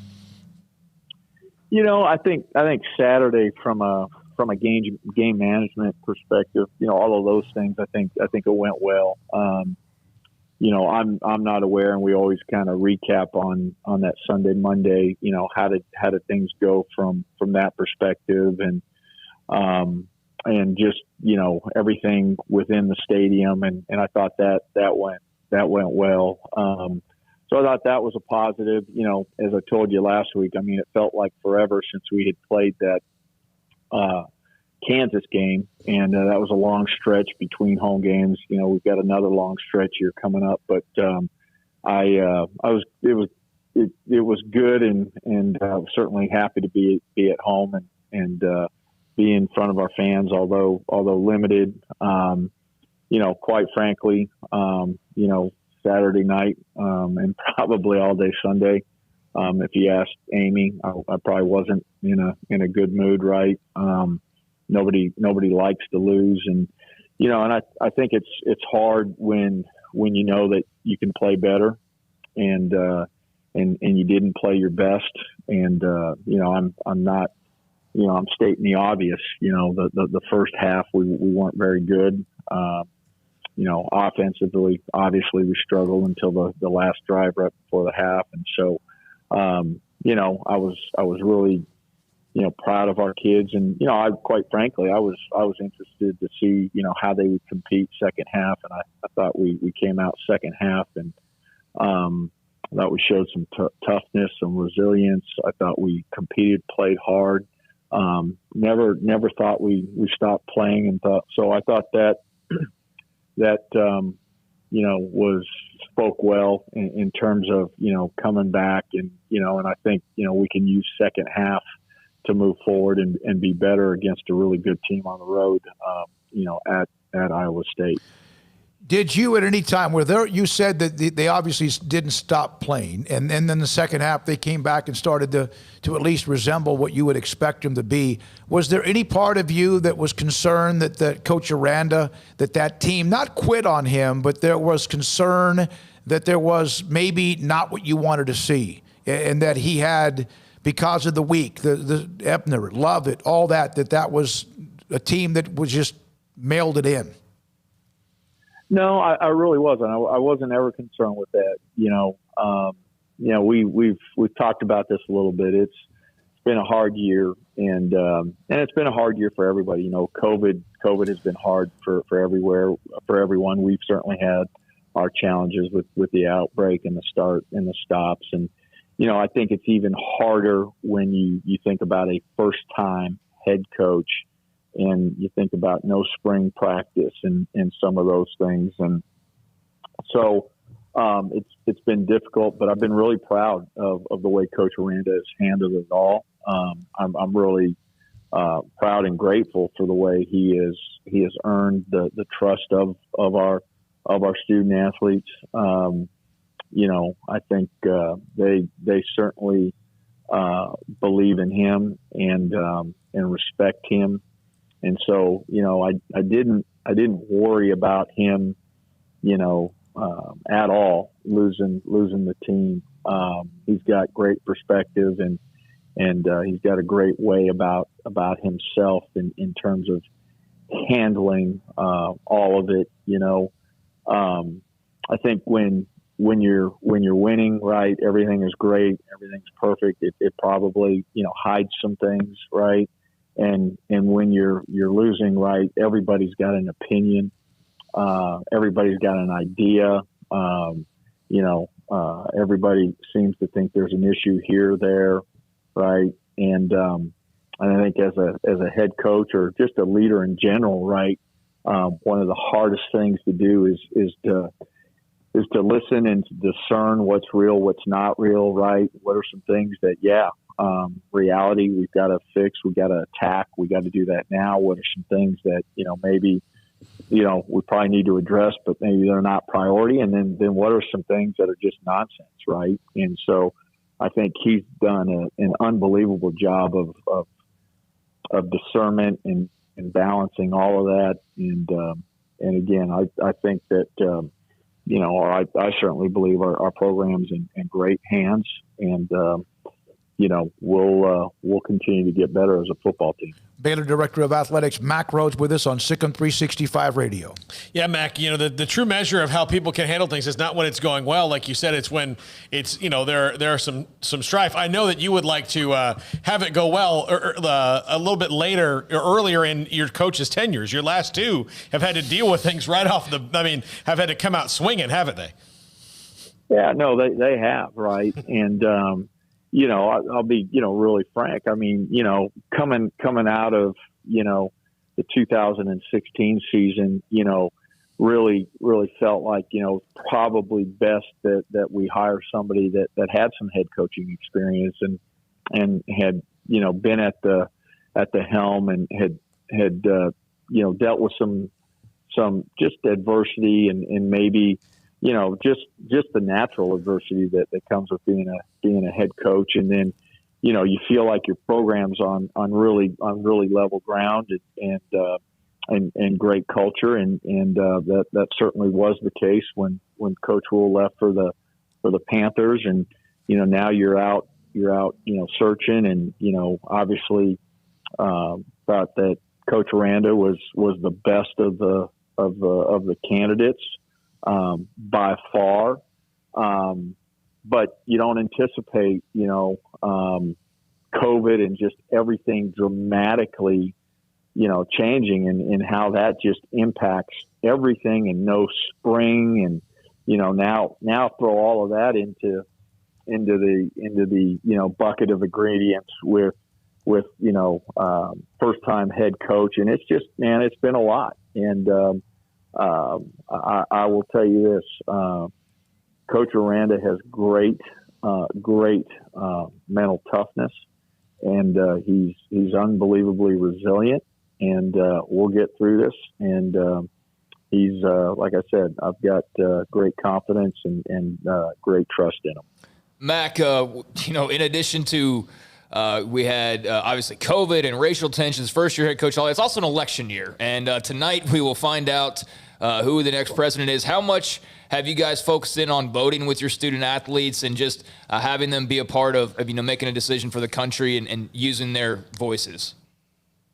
Yeah, I mean, it's certainly been top of mind, and our student athlete advisory committee has taken the charge. Right, we're off today. For example, football's not practicing, not playing today, or not practicing today. And so it's been an emphasis within the athletic department in terms of staff and student athletes, where to vote, how to vote, all of those different things. So, and I think that, our student athletes will, I know it's important to them and they'll go out and they haven't, if they didn't, vote early that they're voting today. And so, I think, yeah, to answer you the question, it's been a topic of discussion and point of emphasis. Last thing, Mack, and unless Craig and Paul have something as well, but here you are, you're the AD, so you're the umbrella, and you have others around you, of course, that are huge as a part of that, but you're the umbrella, and then all of a sudden you sit there and you have a football team doing this or what, and then next thing you know, you get a call that one of the most dynamic athletes in your department, Dee Richards and Moon Urson, collided a practice, and Dee initially has no feeling below her knees, like nothing. And we had a Moon's media session with them yesterday.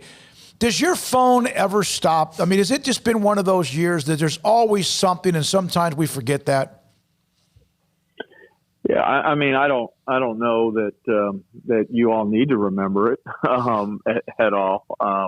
But yeah, I think that's part of being an athletic director. I mean, your phone never stops. It's 24/7. When you get a call, when you're sitting, on the sidelines pregame at the University of Texas prior to the football game, and your phone rings, and all of a sudden, you learn that there was this violent collision, and you've got, two student athletes, and it doesn't matter which two, it doesn't matter which team, right? It's two people that are your family that you care about, and potential serious injury to both. It puts things into perspective pretty dang quickly, and I'm just thankful and grateful that both are doing better. As Moon continues to progress and the NCAA's required concussion protocol, and just grateful that the doctors are cautiously optimistic for a return this season for Dee. We know there's no guarantees. You got to love Dee that you wouldn't expect anything less, that she would just come out and say, hey, I'm returning this season, but we're going to leave that in the doctor's hands. More importantly, we're going to leave it in God's hands. Hey, Mack, final thing that I have for you, a big weekend, obviously, with the trip to Ames and taking on Iowa State. Also got men's and women's tennis in action, but a big-time series this weekend for your Baylor volleyball team. Yeah, headed down to Austin, Thursday night at 7 o'clock. They're ranked 1, we're ranked 2. I think about last year's match in the Farrell Center when we had over 8,000, just crazy. What an unbelievable environment. And then they played the second match that next day, Friday, again, same time, 7 o'clock. So, hope our fans are able to get their hands on a couple tickets and head down there. But certainly a big 2 days, Thursday and Friday, for volleyball. And soccer has a home event against Oklahoma on Friday as well at 5 o'clock. So a lot of great things happening. Thank you, Mack. Appreciate your time, as always. All right. Thank you all. Mack Rhodes, Director of Athletics at Baylor University, with us on Tuesdays at 4:20. Belton and Harker Heights have had to reschedule their football game. Is that what you were getting ready to bring up? No, nothing to do with that. And this is interesting to me because the game has been rescheduled. And I don't know if they have the time, but this is about Belton due to positive COVID-19 cases and quarantines. So they will now move that game that was supposed to be this week. They'll move it to another time. I'm not sure exactly when it will be. And that disturbs me. I hope that everyone is involved in this is okay.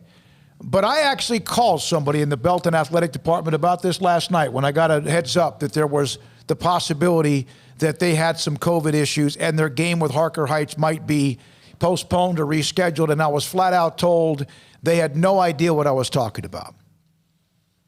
And so that game has been canceled. When we come back, Kavion, right. Go ahead. No, I was going to say,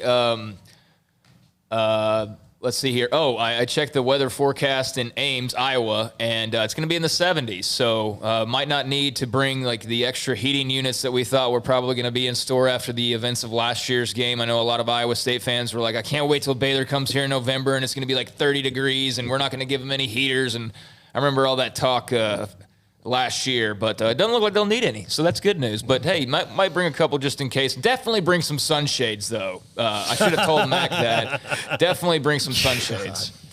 Well, we need to ask him about Kirby next week, right? About the butt fumble.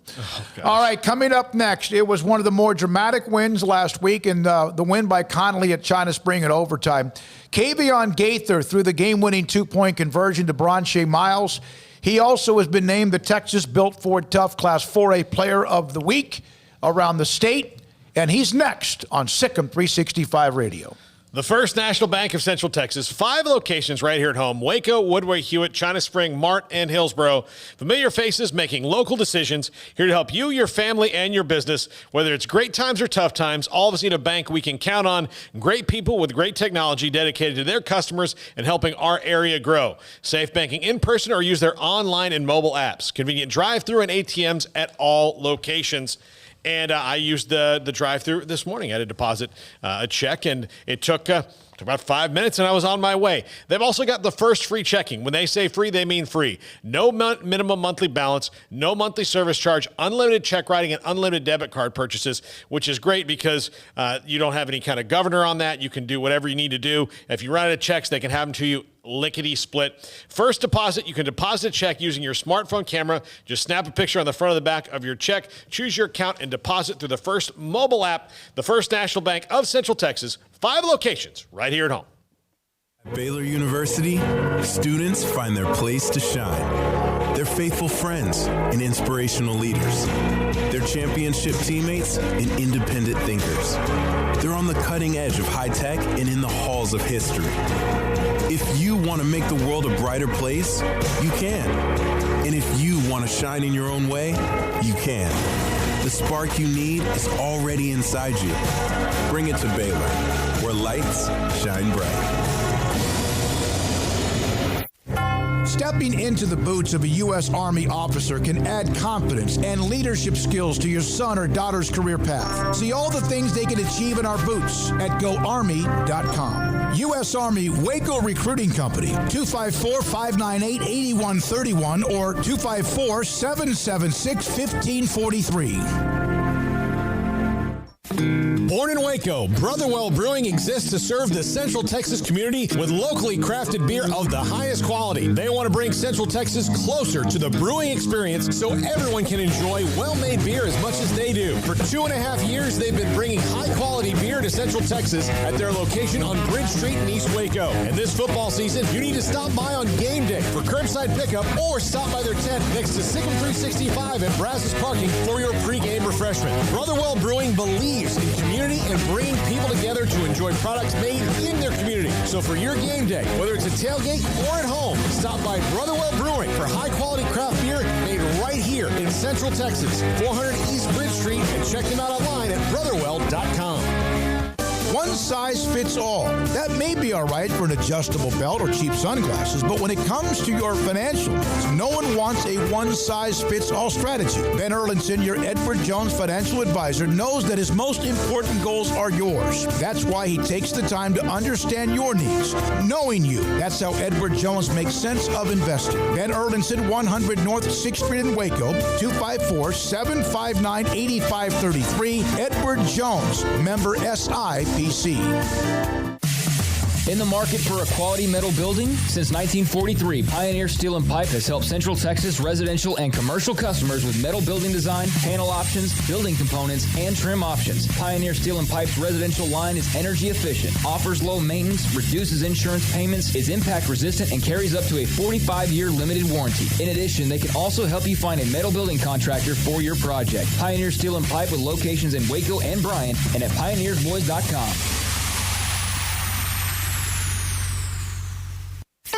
Don Humidor, your home with a 48-foot walk-in humidor with the elite cigar brands from around the world, including the #1 cigar of the year, Aging Room Cuatro Nicaragua. Plus, they have the great brands like Macanudo and Artur Fuente, Rocky Patel, Aston, and so much more. CBD, great for sore muscles, aches and pains, sleep, Vita Dreams, and anxiety, mild depression, general health and wellness. Their staff very knowledgeable on the subject. If anyone is curious about CBD, ask Carol and Ashley. Don Humidor in the Townwest Shopping Center off Valley Mills in Waco.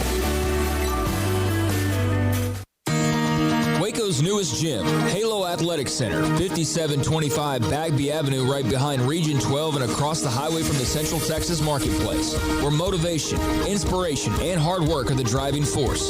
State-of-the-art equipment, indoor and outdoor track, locker rooms, showers, yoga and bar classes by Duality Yoga, bod pod potty composition analysis, and registered dietitians, all under one roof where we rise above. Come join the Halo Athletic Center and be a part of the change, your change.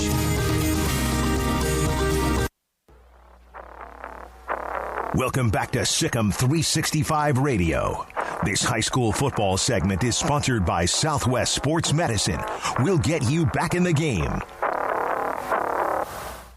From the 2, the snap, Gaither fumbles the snap, gets away, throws the ball in the end zone. He's got a man there. Touchdown! Touchdown! Conley wins the game. Conley Sr., everything he does, of course, quarterback, at times running back earlier this year. Sometimes he's punted, punt returns, and plays a great linebacker position as well. Kavion Gaither with a SicEm365 Radio. Have you come down from that high of 46-45 overtime against China Spring? Yes, I believe I have. You know, it was a great experience, you know, one of the best memories that I'll ever have for the rest of my life. But I have to know that, you know, we have better things to accomplish and more things to achieve. Yeah, you do, because now this is how you're measured, right? Programs are measured by what you do once you get to the postseason, and you got a little break here. How nice is it to have a break to kind of decompress after a big win, or would you rather be playing again this week? I feel like getting a break. I mean, either or. I'm good with whatever. I'm good to play this week, or I'm good to take a break, you know. But I feel like having this break for us, we'll be able to use it to our advantage and be able to get those that are injured, or so those who got some bruises or anything, to get them healed up. Well, you're sitting here next to me, and you got bumps and bruises all over yourself, but that's where you never come off the field. What is it like when you wake up? You're young, and obviously you're fine, but you sometimes wake up on Saturday morning and you go, oh. Nah, I don't think so. I mean, I'm just thankful for this moment, really. You know, just being able to play football. You know, I'd rather have all the bruises in the world, all the bumps in the world, to play football, a sport that I love. So really, just being able just to get up on Friday on game day, just being able to play with my brothers and my family, it's a great thing. You were supposed to be more of the running back this year, and obviously you have played just like last year, a lot of the year, if not most of it, as a quarterback. How did you adjust to that? I know you'll do anything. If they told you to play left tackle, Kavion Gaither would play left tackle. But how has that been, that you thought that was your role? We discussed that with you in the summer, and yet you're right back where you were a year ago. Yes, sir. I think it was an easy adjustment for me. You know, I feel like I've been doing a good job at quarterback, and I have also last year. So, you know, I knew I'm just going to be ready for whatever position the coach wants me to play, I'm in for it. So really, it's just all about being in the best position for this team, you know, just putting the best 11 out there. And so I feel like my teammates and my coaches have the most confidence in me whenever I'm at that QB spot. You're starting to get some interest from schools around the state of Texas, and other schools are starting to maybe look at you at the next level. I know you have focus on what's going on right now. What has that attention been like? I know it's not probably as much as you want, but do you feel like people are starting to understand what you bring to the table?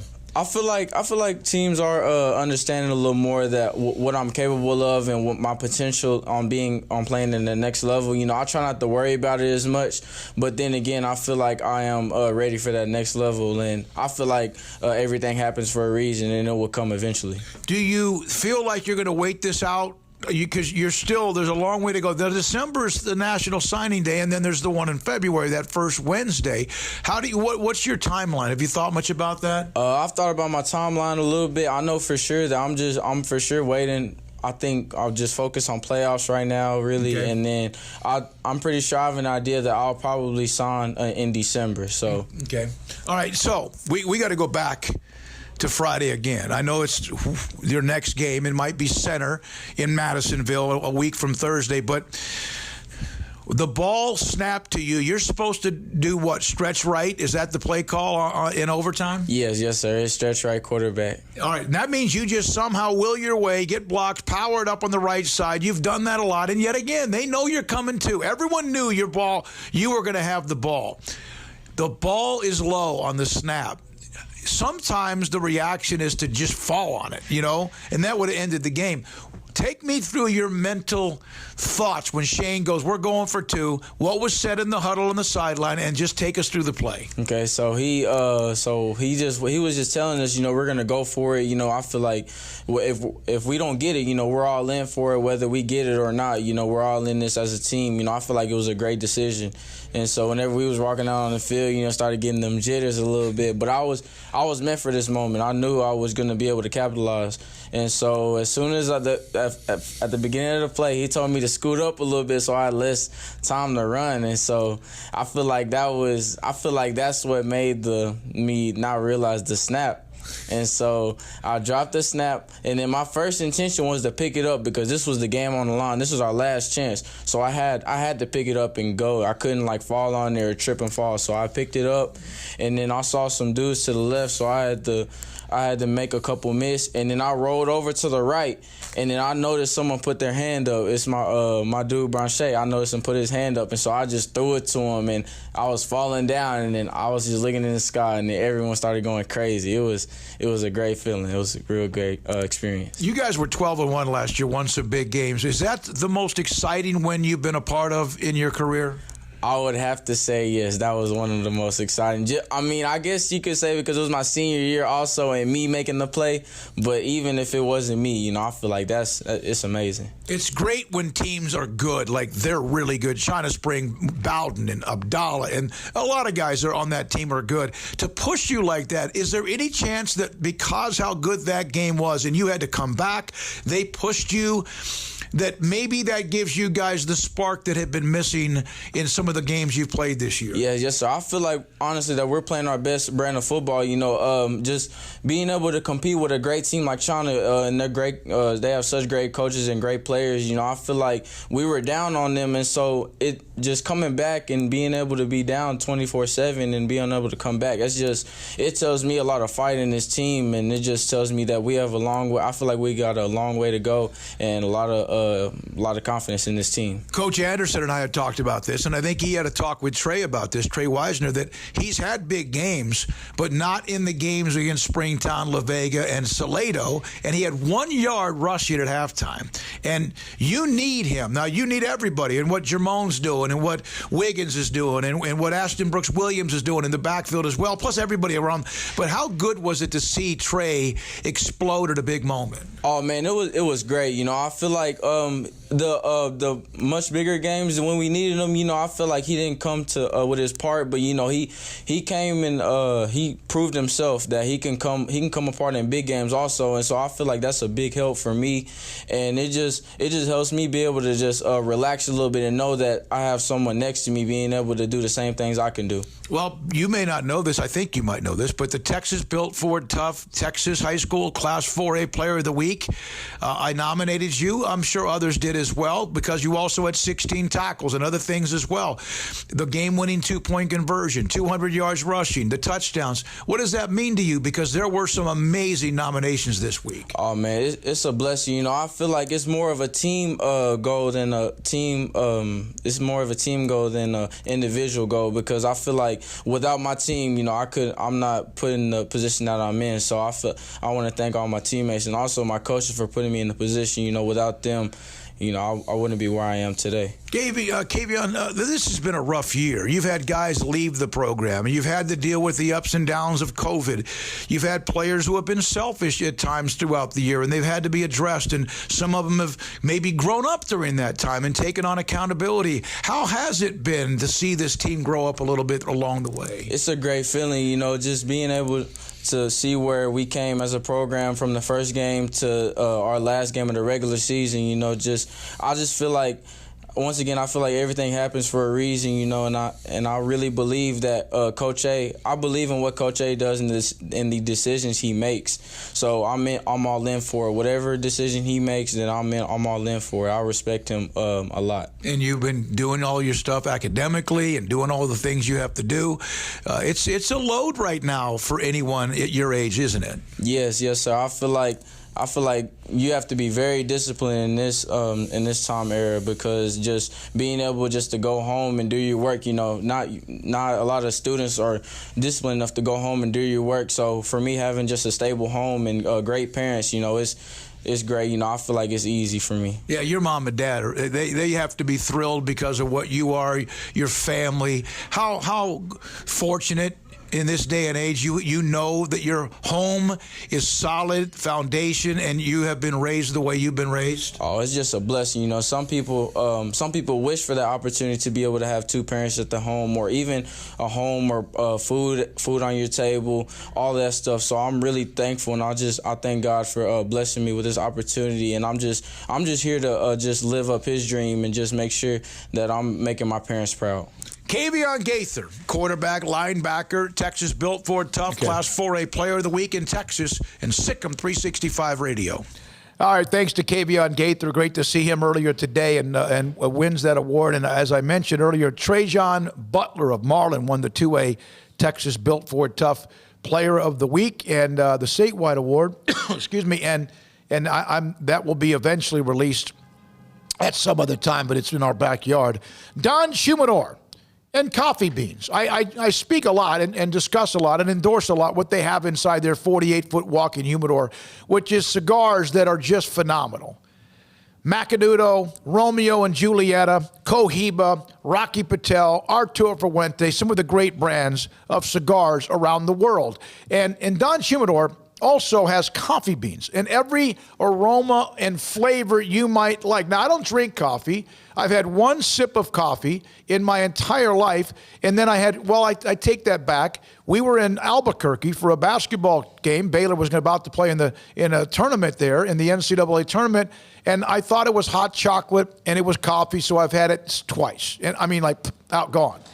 But if you have ever walked into Don Shumidor, you smell the aroma and the flavor of those fresh coffee beans, and they have them all the time, and they're always something new, and they do a great job. Carol and Ashley do an incredible job when it comes to cigars that they stack inside their humidor, and also with the coffee beans and CBD products. If, in fact, you're one of those that tosses and turns at night when you fall asleep or try to fall asleep, and the next thing you know, you start looking at your clock, and it never stops. 30 minutes, 45 minutes, an hour, 2 hours go by for whatever's on your mind, or you're just having a day you can't fall asleep.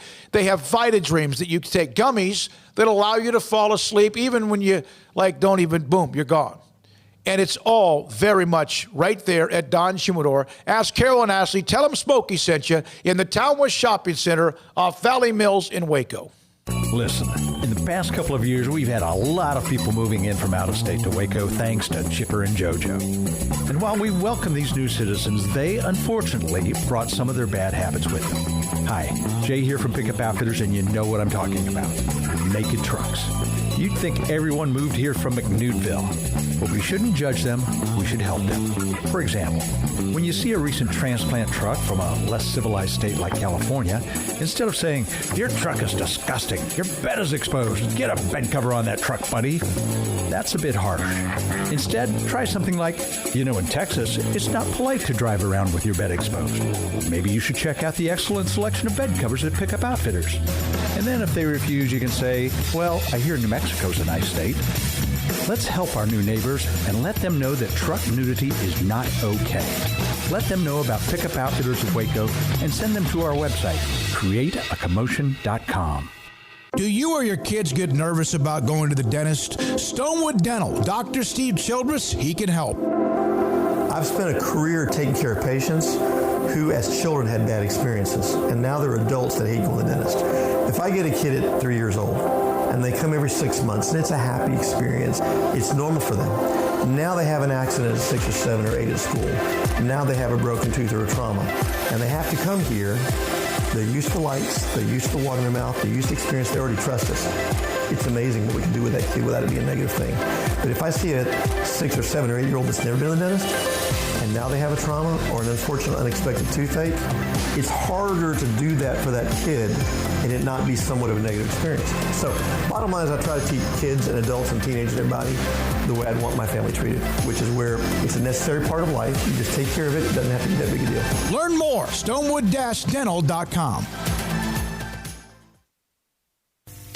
you tried a do-it-yourself program to lose weight? You may not know that in a typical do-it-yourself program, a quarter of the weight you lose is due to muscle breakdown and loss. With COVID harming obese and overweight patients, being at ideal body weight is more important now than ever. Over 30 physicians in Central Texas, tired of seeing patients fail at losing weight themselves, opened Muscle-Wise Nutrition. This is a coach-managed weight loss program that targets fat and spares muscle. The 4 Muscle-Wise locations have taken off over 19,000 pounds from Texas dieters in the last few years. The combination of coaching and weekly body composition analysis to target the fat loss are the keys to success. The coaches teach you how to eat and live a healthy lifestyle. Email SicEm365 at musclewisenutrition.com today, and the coaches will contact you about their free educational seminars. Do not wait. Email today and start MuscleWise at SicEm365 at musclewisenutrition.com.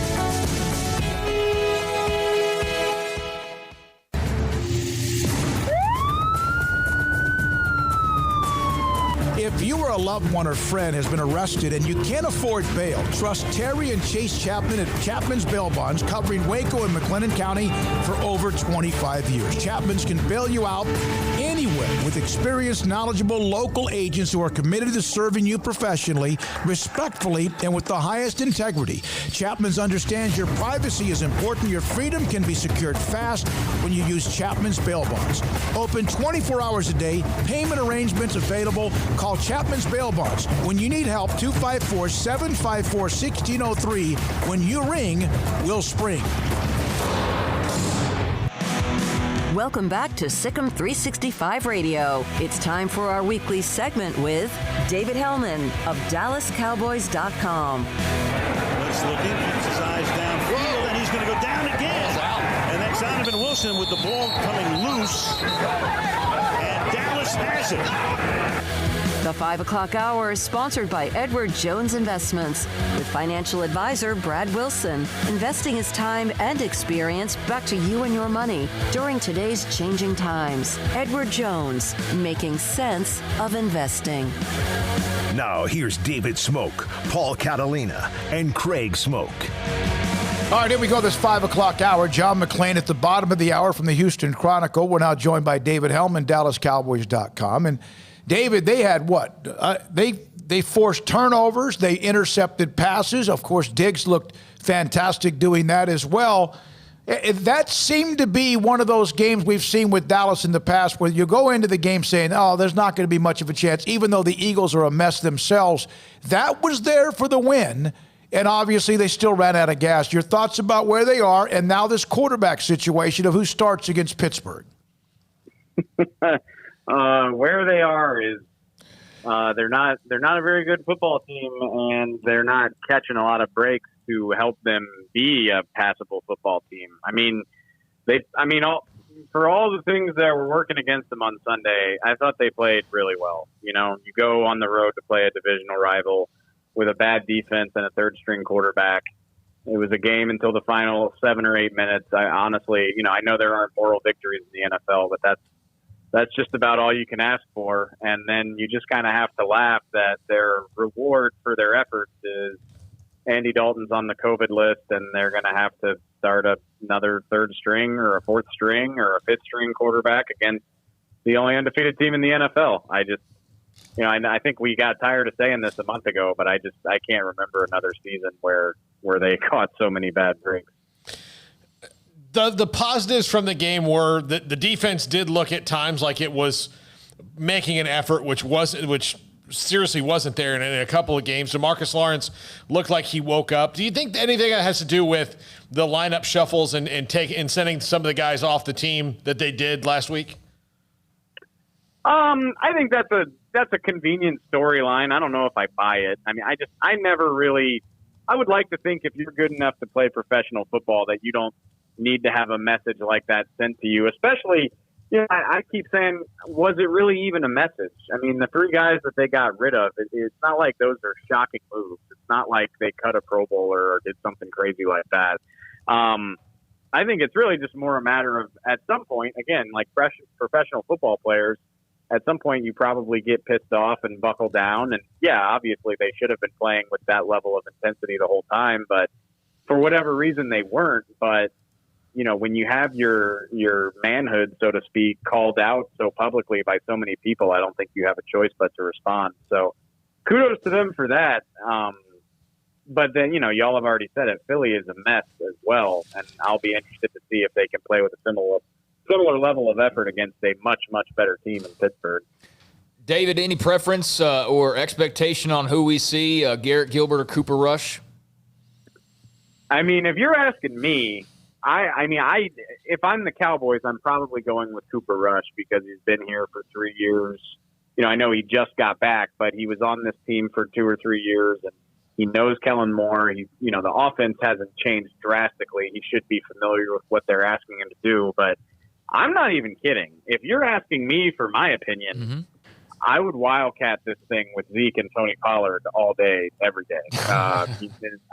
Seriously, I'm not even saying that to be funny. I mean, they did it with some degree of success against Philadelphia. Zeke took a lot of wildcat snaps. That's something Tony Pollard did while he was at Memphis. He's clearly got the athleticism.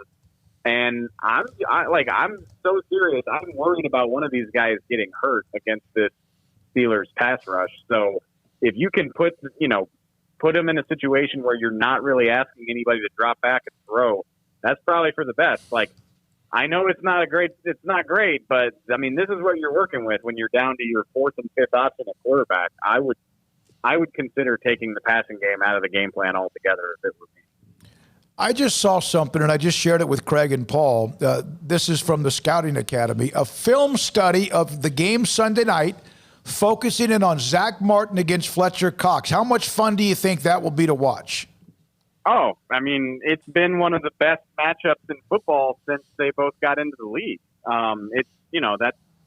That's like clinic tape if you're showing it to a guard or a defensive tackle. And we can criticize the Cowboys for not moving Zach Martin out to right tackle, and I do think they're being kind of stubborn about it. But you do have to recognize the flip side of that coin, which is, okay, you move Zach Martin out to right tackle, and now you're asking a second-year player in Connor McGovern, who has one career start, to go against Fletcher Cox. So as ugly as it looked for Terrence Steele at times, you can't say definitively that it would have been better, if you hadn't had Zach going against Fletcher Cox. So, I mean, that's definitely something you got to consider when you're talking about whether you want to shuffle the offensive line.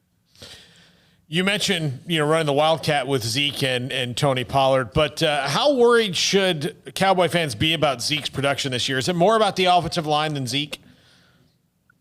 So here's kind of my boilerplate answer for that, because I mean, it is a big deal. Like, if you're paying a running back $15 million a year, you would like to think that he doesn't need a perfect set of circumstances to be productive. But I just don't think that's ever been Zeke. Like, he's a very, very good running back. I don't think he's a generational running back like obviously like a Barry Sanders, or I know he's been hurt, but Saquon Barkley has demonstrated an ability to be a game breaker without a lot of talent around him. I don't know if that was ever Zeke. And that opens up a different conversation about, maybe you shouldn't have paid that much money to a guy who's not generational, but I mean, at this point, you can't put that toothpaste back in the tube, so it's not really worth getting stressed about. And that's kind of where I am, where I'm like, yeah, this isn't an ideal circumstance, but he doesn't have his offensive line or his quarterback, so I'm not going to kill him too much. Like I said, you'd like for him to be producing better, but I also think he'll be just fine next season when he's got the talent back around him. David, how much have you already started looking at the draft? And the draft's a big deal for you guys, and you do a lot of coverage of it leading up. But, I mean, how much have you already started to kind of tinker with ideas in your head about the draft, or is that still off the table at this point? I mean, it's not off the table because it's, obviously the players and coaches have to focus on the game. It's not my job to game plan for each opponent. So, I mean, I'll get more into that as the season goes along. I haven't started yet, other than just being a college football fan and watching college football every weekend. I mean, I have a passing idea of who's worth taking a look at, but I don't dive into the analysis of it until the season's over usually. But usually the Cowboys are also more competitive than that. Mm-hmm. So when we get into December and the last 4 or 5 weeks of the season, I'll probably start taking a closer look at it. David, with the trade deadline come and gone, the Cowboys obviously made some moves last week. Some they've just flat out released. Everson Griffin was traded. Did you expect them to do more before the deadline? And I thought I saw something. I'm not trying to put words in your tweet, but something about the wide receiver position. Was there something you'd like to have seen them do before it came and went? No, and I mean, I hate to sound like the sunshine pumper, but I'm very happy they did do anything. Okay. I honestly, I think people get so excited about the idea of trades, and I understand it. Obviously this team did a deal for Amari Cooper 2 years ago that saved their season, but I just think it's a lot of knee-jerk reaction to think you need to take drastic measures. Like this team is probably not as talented as some of us gave them credit for, but this is still a good roster. And they've caught every bad break imaginable. And this season, the competitive part of it is pretty much done with. But that doesn't mean you need to blow up the good aspects of your team. And for that matter, it's not realistic to think that you could anyway. Trading somebody like a Zeke Elliott or DeMarcus Lawrence, you're not going to get the return you want, and it's going to kill your salary cap. Like, it's not like those numbers just go off your books the minute those guys are traded. So you're hurting your own salary cap situation and getting rid of talented players that can help you rebound next year when you've got better health. And Michael Gallup is a perfect example of that. What's going to be more useful, the third-round pick that you might get for him this year, or him being in this offense when Dak Prescott is healthy again and the Cowboys have a better offensive line? It's an unfortunate season, but I thought it was very overreactionary to think that you need to start dealing away the players that make this team good just because this season hasn't gone your way. Well, and even in regards to Michael Gallup, he's a free agent or restricted free agent after the season, right? No, he's a draft pick, so he's got another full year left on his deal. So they've got him for 24 more games. Yeah. So again, what now would be the benefit to doing it? Yeah, I completely agree that for Michael Gallup would just be, it'd be one of those maybe they get back in it moves, which is not where they need to look right now. Right. Yeah. If you're hovering around 500 and you might get Dak back for the stretch run, yeah, maybe you make a move like that, but that's not happening. You're like, the cavalry's not coming for this team in any meaningful way. And it sucks to say that, but it is what it is. So, hold on to the pieces that are going to give you a chance to be better next year when you get everybody back. Like, I would rather have CeeDee Lamb, Amari Cooper, and Michael Gallup here to play receiver for Dak next year than add an extra draft pick to my arsenal, which, by the way, they're already going to have a lot of those. Like, they're probably going to pick in the top 10. So that's 4 top 100 picks right there. You're going to get a compensatory third-round pick because of Byron Jones, and you're going to get a fourth because of Robert Quinn. So they've already got a lot of draft capital coming their way. They don't need to get any more, especially if the team's giving up somebody as good as Michael Gallup. David, and Paul asked about Zeke and his value or what he's doing. Who has become more affected by Dak and the offensive line? Has it been Zeke or has it been the wide receivers? Oh, man, that's a really good question. It's a little bit of everybody. Obviously, the offense is nowhere near as good as it was. But, Zeke can still run the ball. It's not going to look as pretty because everybody's going to be keying on him. But, he off the top of my head, I think the Cowboys ran for more than 100 yards as a team. Zeke had a decent night, all things considered. But, man, I think it's going to be a rough 8 games for these receivers because they were all on pace for 1,000+ yards. And, Amari Cooper has 1 catch for 5 yards. I think CD had 4 for 26. And that's probably the reality you're looking at with guys like Cooper Rush and Ben DiNucci throwing the ball. I think, that this is going to test these guys' professionalism. I don't think they're going to be putting up the numbers that they're accustomed to anytime soon. Paul, anything else? Nope. Craig? Okay. David, thank you, buddy. Appreciate it as always. David Hellman with us Tuesdays at 5 o'clock from DallasCowboys.com. The Earl Campbell Tyler Rose Award National Player of the Week is Nick Starkel, quarterback at San Jose State. Put up huge numbers. He's from Argyle. He was 467 yards, 5 touchdowns in a win against New Mexico, 38-21. 34 of 47 passing. I'm glad that he finally found a place that he could stick. He was at A&M, and then he transferred to Arkansas at the same time that Ben Hicks did, and then there's that kind of back and forth. So good for Nick Starkel. Yeah, I mean, maybe he's finally found kind of the level he needs to be on at this stage. Obviously got a little taste of the SEC, didn't work out ultimately, and then you mentioned the second stop in. So, yeah, he's finally at a place where he's going to finish out his career and had a big game. Obviously, he's a quarterback that he's never going to be like 10 of 14 for 130. It's always going to be like 57 attempts and what have you. But, yeah, he was a part of a very long list this week. You could make an argument for a couple of other guys as well. I think we see those big numbers, though, and it's hard to look past quarterbacks when they're throwing 5-6 touchdowns and whatnot. But, yeah, there were a lot of good performances from players from the state of Texas throughout college football this week. It's insane, the list that you put together. Cindy, of course, all a part of this as well. Jarrett Dagey, I voted for him. Now, Starkel had let's say if there's 8 or 9 votes, he had 6 or 7 of them. He was 22 of 34 for 301 yards, 2 touchdowns. That doesn't look, that's not jump out at you like Starkel. But they beat the hell out of Kansas State, and he played well, 37-10. That's a win against the top 20 team. He didn't get them beat. And that is not a statistical line that will get you on that list pretty much any week ever. But the fact that it was against K-State, and they were the number 16 team country, and he didn't do anything to hurt their chances, and they won so convincingly because, the offense did their job along with the other 2 units. Because I think West Virginia had a special teams touchdown maybe in that game, I think. But regardless, that's not an impressive stat line, but given the circumstances, that's why he definitely got some consideration. NFL note real quick, and John McClain will join us at a little after 5:30. The NFL is expanding the team bench area and tightening mask requirements on game days after 2 players infected with COVID-19 exposed at least 8 others via close contact on Sunday. The Packers have had a couple of guys jump up. A.J. Dillon, Baltimore cornerback Marlon Humphrey returned positive test as well. And 2 Packers had high-risk contact with Dillon. 6 from the Ravens had it with Humphrey. And Aaron Jones is a little bit iffy, the running back, as Green Bay's about to play in a Thursday night game in 2 days. I'll tell you, and this is just for my fantasy team, if you are on Paul Catalina's fantasy team in the league I do with my buddies from college, you will either break your leg, hurt your hamstring, or you will get COVID.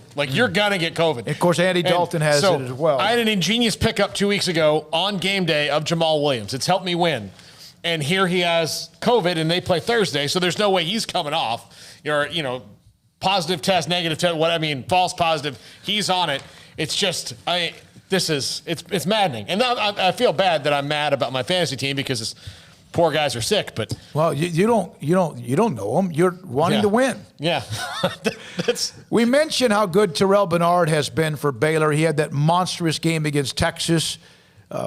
There's also a young man who had a tremendous game for Texas against Oklahoma State. I saw John Bianco, who's their athletic communications for football. In their Oklahoma State win, Joseph Asai became the first Power 5 player since Ndamukong Suh in 2009 against Texas to register at least 12 tackles, 6 tackles for losses, and 3 sacks in a game. There have only been 2. There are 2 of only 6 FBS players since 2000 to register that stat line. He also recovered a fumble or 2, and the one at the end was critical. Well, and he I believe he had the sack at the end of the game. He sacked the end of the when game. Spencer Sanders, I don't know what he was doing. No, I don't either. That was ridiculous. I don't know what he was doing. He didn't know what he was doing. He forgot. You've got to get, there was 4th and 13 or something, wasn't it? Yeah. So you've got to throw the ball at least 13 yards. Nailed by 2 guys right in his face, but maybe he did not know what he was doing. He got tracked down. Osai tracked him down, and he had to be aware of that coming from behind him because it was the last play. It was it's understandable that sometimes you're going to have guys coming from your blind side and things like that. The quarterback can't account for everything, but when it's the final play of the game for all intents and purposes, you got to be aware of that. And Osai did a great job tracking him down. It was like a lion tracking down a zebra or something, it was ridiculous. But Osai's a incredible – I'd say he's probably the best player on Texas' team. And I don't know how many people would really argue that. And I'm not talking about hype and star ratings and all that BS. I'm talking about like actual on-the-field results. Joseph Osai is the best player on Texas football team. I don't really think it's close. Oh, yeah. I agree. Yeah, he's a beast. I mentioned Josh Cochran, who was at North Carolina. He also spent 3 years on Matt Rhule's staff and got his master's at Baylor. His regular playing career in college was at Texas. He was a freshman All-American. He made the freshman All-American team. He played at Hallsville High School. One connection, he's now at Austin Peay along with Bryant. One connection to Baylor as well is his brother, Chris, is the head coach at Lindale, where Jordan Jenkins, the running back who's a Baylor commit, is having a big year. They're really good. Lindale's pretty good. And so there's another connection there as well to that story. All right, let me see. Kylan Hill has opted out at Mississippi State. Craig, you gave me this one.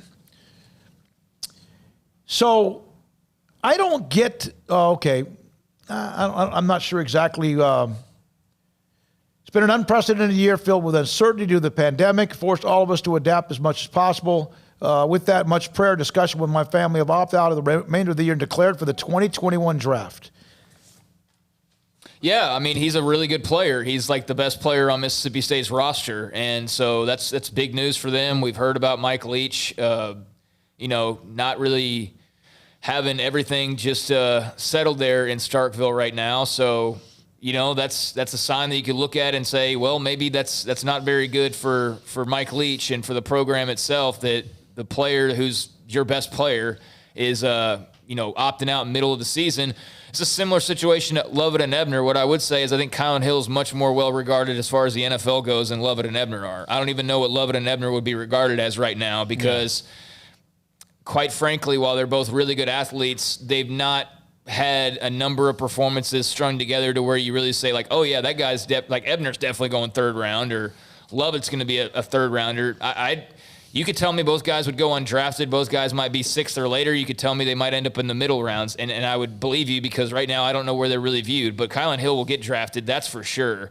And he'll have a much higher grade, I would think, than Lovett and Ebner. And they backtrack on their decision. I doubt Kylan Hill does. That seems to be official, releasing the statement that way. So, best of luck to him, but that's not a good look for Mississippi State. And I thought J.J. Joe really brought a great different viewpoint yesterday on the whole Lovett Ebner thing.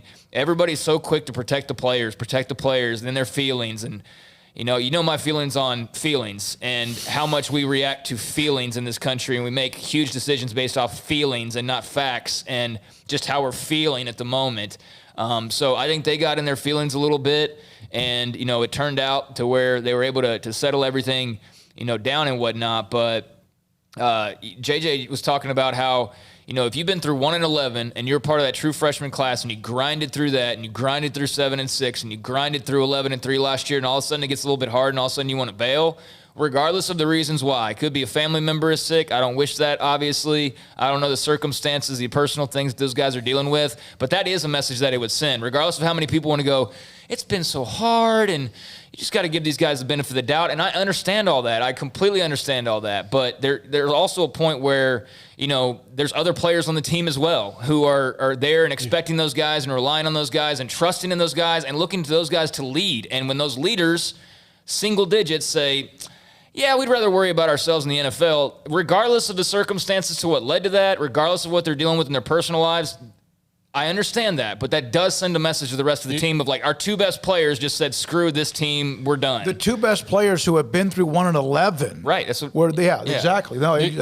Your actions affect others. Simply put, if I reached across and slapped you right now, it would hurt. Yeah. You'd have to hit me first. Yeah, but I mean, if I did that, that was my action. I chose to do that. Now, then somebody go, well, why did you choose to slap him? I could have a great reason to slap you, but it still hurts you. There's still a reaction for that. And so you're still going to have lasting repercussions. You might have a red mark in your face. There's all those things. And that's what they did.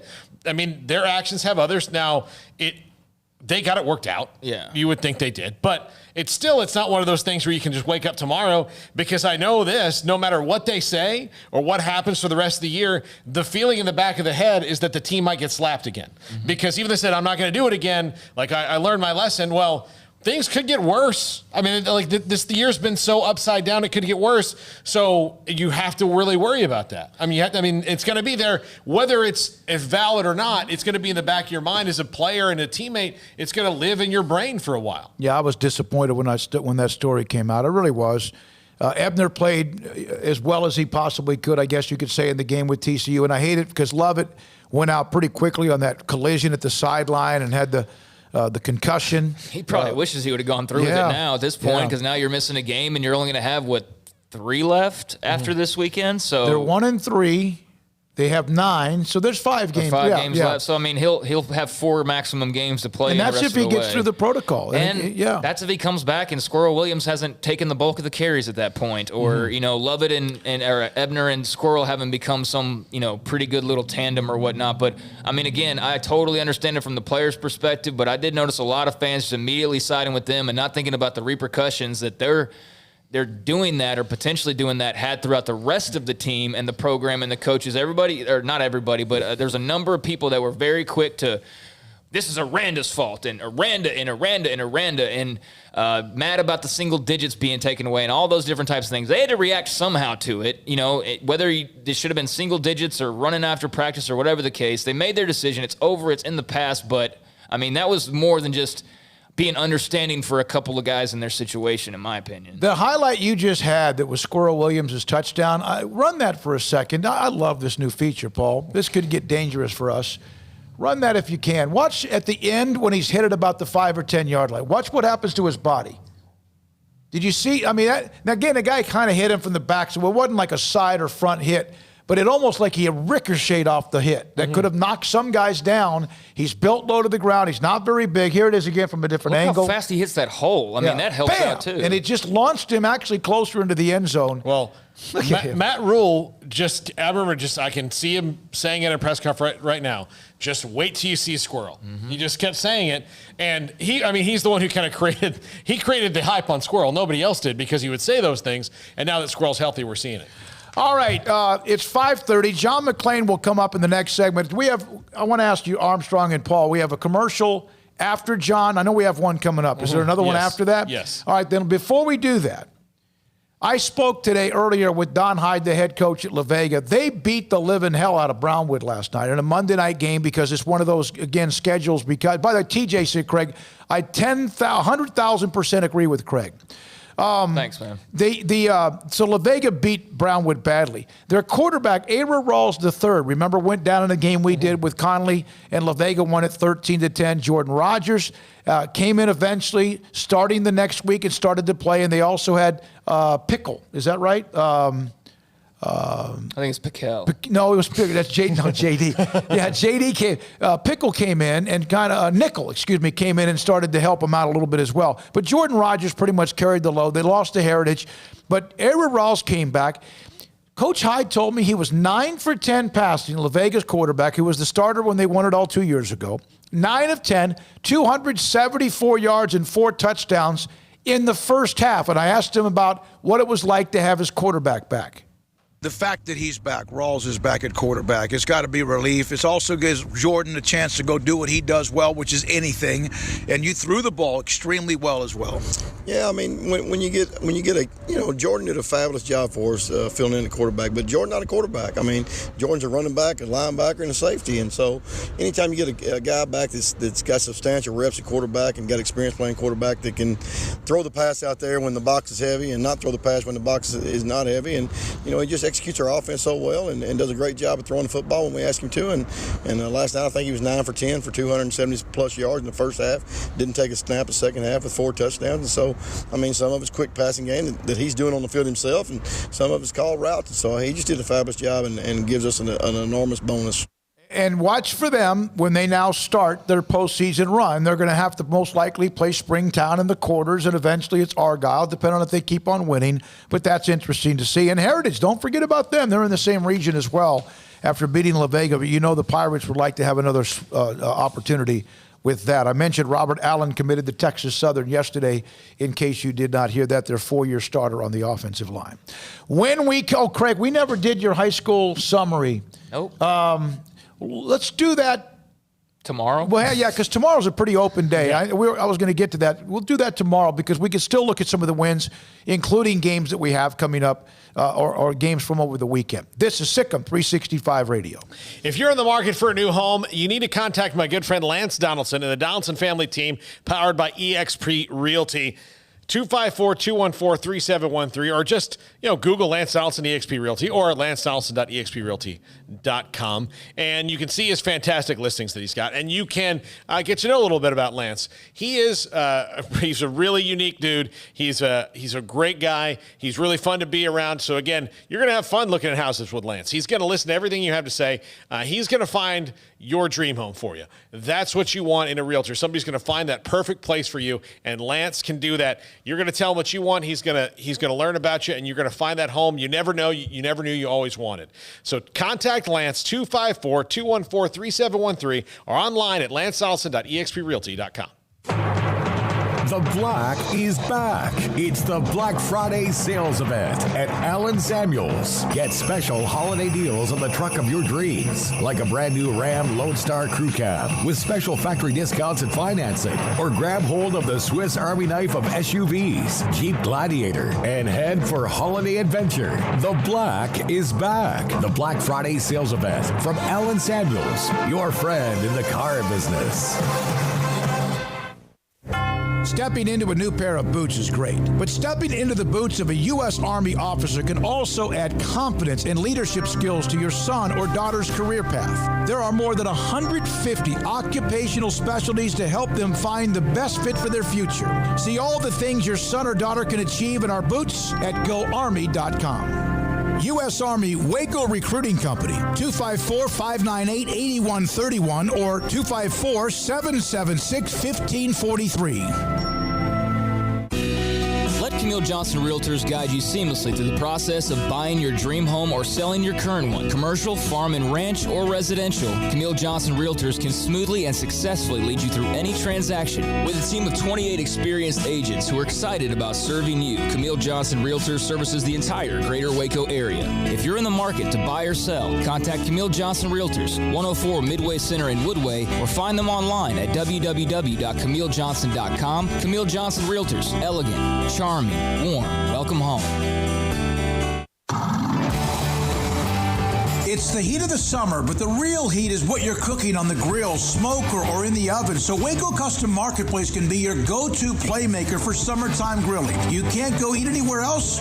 Be your own chef with custom ordered and cut ribeyes, sirloins, fillets, New York strips with a focus on high-quality beef at a competitive price. Waco Custom Marketplace also has fresh deli cuts with sliced turkey, ham, pepperoni, or corned beef. Waco Custom Marketplace also your home for the freshest seafood in town. Salmon, shrimp, mahi-mahi, great priced chicken products, whole birds, tenders, chicken breast, and wings. Waco Custom Marketplace with smoked items unique to Waco, house-made bacon, summer sausage, boudin, hot links, and German sausage. Every seasoning for every occasion, grilling, baking, or frying. Your hometown grocery store with canned goods, pasta, fresh baked bread, buns, chips, sauce, condiments to pickles, charcoal and lighter fluid, cold beer and wine, best kolaches in Waco, mouth-watering cinnamon rolls, and here for the community every single day, helping you avoid the long lines in crowded stores, serving quality products to the Waco community. Go online for the weekly value boxes. Family owned and operated Waco Custom Marketplace, 425 Lake Air Drive in Waco or WacoCustomMarketplace.com. From the first workout to the last practice, sports is an incredible and rewarding challenge. Hi, this is Dan Ingham with the First National Bank of Central Texas, and we're proud to support each athlete, every parent, and our educators. From families, small businesses, to the biggest industry, we're here to help. With remarkable products like our free First mobile app, we've got banking ideas that fuel big dreams. That's the First National Bank of Central Texas. Familiar faces making local decisions. Member FDIC, Equal Housing Lender. One size fits all. That may be all right for an adjustable belt or cheap sunglasses, but when it comes to your financial needs, no one wants a one-size-fits-all strategy. Cam Heathcott, your Edward Jones financial advisor, knows that his most important goals are yours. That's why he takes the time to understand your needs, knowing you. That's how Edward Jones makes sense of investing. Cam Heathcott, covering Conroe and Houston, 936-756-7717 or cam.heathcott@edwardjones.com. Edward Jones, member SIPC. Watson wide open over the middle as Fells. Breakdown defensively, and Fells makes him pay. Touchdown, Houston. Welcome back to SicEm365 Radio. It's time for our weekly segment with John McClain of the Houston Chronicle, brought to you by Pioneer Steel and Pipe, where customer service is their main focus, and best in metal, steel, and pipe for large or small projects, with 2 locations in Waco and Bryan. Family owned and operated since 1943. All right, here we go with John McClain, Hall of Fame writer, Waco Trib alum, Baylor alum, just a Waco dude. He's a star. Rocks it. John McClain with us on Tuesdays at 5:30. John, the NFL, I saw the note about expanding the, the zone around the sidelines, and there's some flare-ups. And every week there's 1 or 2 that are flare-ups. Is it anything different, more concerns now than perhaps each week up until this point with COVID? It's gotten to a point like the Broncos president, Joe Ellis, and GM John Elway tested positive today. One of the things they have discovered, because every time somebody tests positive, they check it out to find out, were they around somebody, were they out on the town? And they said if people would just wear masks, they have cameras in every facility, and turns out a lot of people aren't wearing masks inside their facility, which is just asinine. And so what they're going to do is they want them, if you're on the sideline and you come off, you take your helmet off and you put a mask on immediately when you're on the sideline. They seem to think you got a better chance of spreading it or getting it on the sideline than you do during a game because they wear shields. So they're going to ask them to move. They're going to expand the bench area. Problem is, when you play, you got to be around your coaches. And so that's something to keep an eye on, as is the possible expansion to 16-team playoff. I think the fact that they floated that idea tells me they want to do it. They saw what happened in baseball, what a rousing success it was, adding more teams. That just gives more money to the owners. And I tell people that want to know what that's like, 1982, they played 9 games because of a players' strike. So they increased the playoffs to 16 teams. 2 teams with losing records got beat in the first round, and it ended up the best record in each conference for the Washington Redskins and Los Angeles Raiders. The Dolphins upset the Raiders, so the Dolphins played Washington, and Washington won its first Super Bowl in 1982. And people were really pumped about the playoffs then, and I think they will be again. What does that mean, though, if there's not cancellations? Would they still do it? Well, I think the reason they floated this thing is there's a good chance they're going to do it. And I wouldn't mind it. If the owners make more money, that's great. If they cancel games, players don't get paid. They're going to want a chance to make up that money. That was negotiated between the union and the NFL owners, so they want to play at all costs. That's why everybody has 16 practice squad players. It's not like college. Say you lost your entire offensive line. Tough luck. Just find 5 more on your practice squad. John, anything from the trade deadline catch your interest? There were not many trades, and the reason, Craig, is because every team has 16-player practice squad. They can have veterans on there like Des Bryant. So why make a trade and bring in a guy who's not going to be able to play for a week because he has to pass 5 consecutive COVID-19 tests, and he's going to have to learn the system, his new teammates, where you've got 16 guys, including a lot of veterans, on the practice squad who know the system and know the coaches and know the teammates. So that's why we had so few trades. On the games, the extra games or the extra playoff teams, players get paid for games during the season, but they don't get extra money other than, I guess, what incentives there are for the postseason, the owners get all of that. Is that a possibility that if the owners, if games are canceled and they extend the number of playoff teams, the owners make it all and the players don't get that back? I don't think so, David. I think that would be something that would be, if it hasn't already been negotiated, would be something in the interest of fairness, because players want to get paid too, and I think the owners would be very fair about that. John, the people thought the Texans might be holding a fire sale, but that was premature. Do you think that there is a possibility that they would trade someone like J.J. Watt, or are they going to try to build around what they thought was going to be a much better team next year? Paul, people have thought they're going to have a fire sale with media people who are clueless. And I see all these things nationally, and everybody thought they're going to trade Watt. I kept saying J.J. Watt will not be traded. Green Bay was interested in Will Fuller. They want to re-sign Will Fuller. He's having a career year. Last year of his contract. Why would they take a 4th-round pick from Green Bay, where if they didn't re-sign him and he left in free agency, they could get a 3rd-round compensatory pick? I hear these people on talk shows, man, they need to get a 4th-round pick. And I'm like, you idiot, do you even understand the compensatory formula? So if somebody had given him a 1 for Watt, but nobody's going to give him a 1 for J.J. Watt. He'll be 32 next year in the last year of his contract, and he's been injured, not this year, knock on wood, and he's playing better than any of their defensive players. But I don't think there's any way anybody would do that. And he's one of the most iconic players in franchise history, him and Andre Johnson. I just didn't see any way they would trade him. What was your initial reaction, and now what are your expectations for Antonio Brown in Tampa Bay? I think that this guy's been accused of rape and assault by multiple women, and Tom Brady's got him living in his house. And people that I have high moral standards just throw it out the window when it comes to sports. Fans, teammates, media, coaches. I hope Antonio Brown does great, turns his life around. But he's had, I went back to that great story by Robert Klemko in Sports Illustrated, the woman detailing everything that happened. And I guess people think these women are all making up these stories, but I wouldn't touch that scumbag. And, but you know what? If he bites them and screws them, then that's their own fault. Well said. Hey, I think that's perfectly said. There He's you a go. scumbag. There you go. John, the Baylor football team, we have Coach Aranda on, Mack Rhodes today, players tomorrow, and whatever. Your thoughts? That was tough to watch, your alma mater, on Saturday, especially in the first half against the Frogs. It was as bad as I've ever seen Baylor play, and on offense, and I go back to 1960. And I didn't tweet. I only tweeted one time. No. But I was retweeting everything you guys said, because you thought the same thing that I thought and every other Baylor fan thought.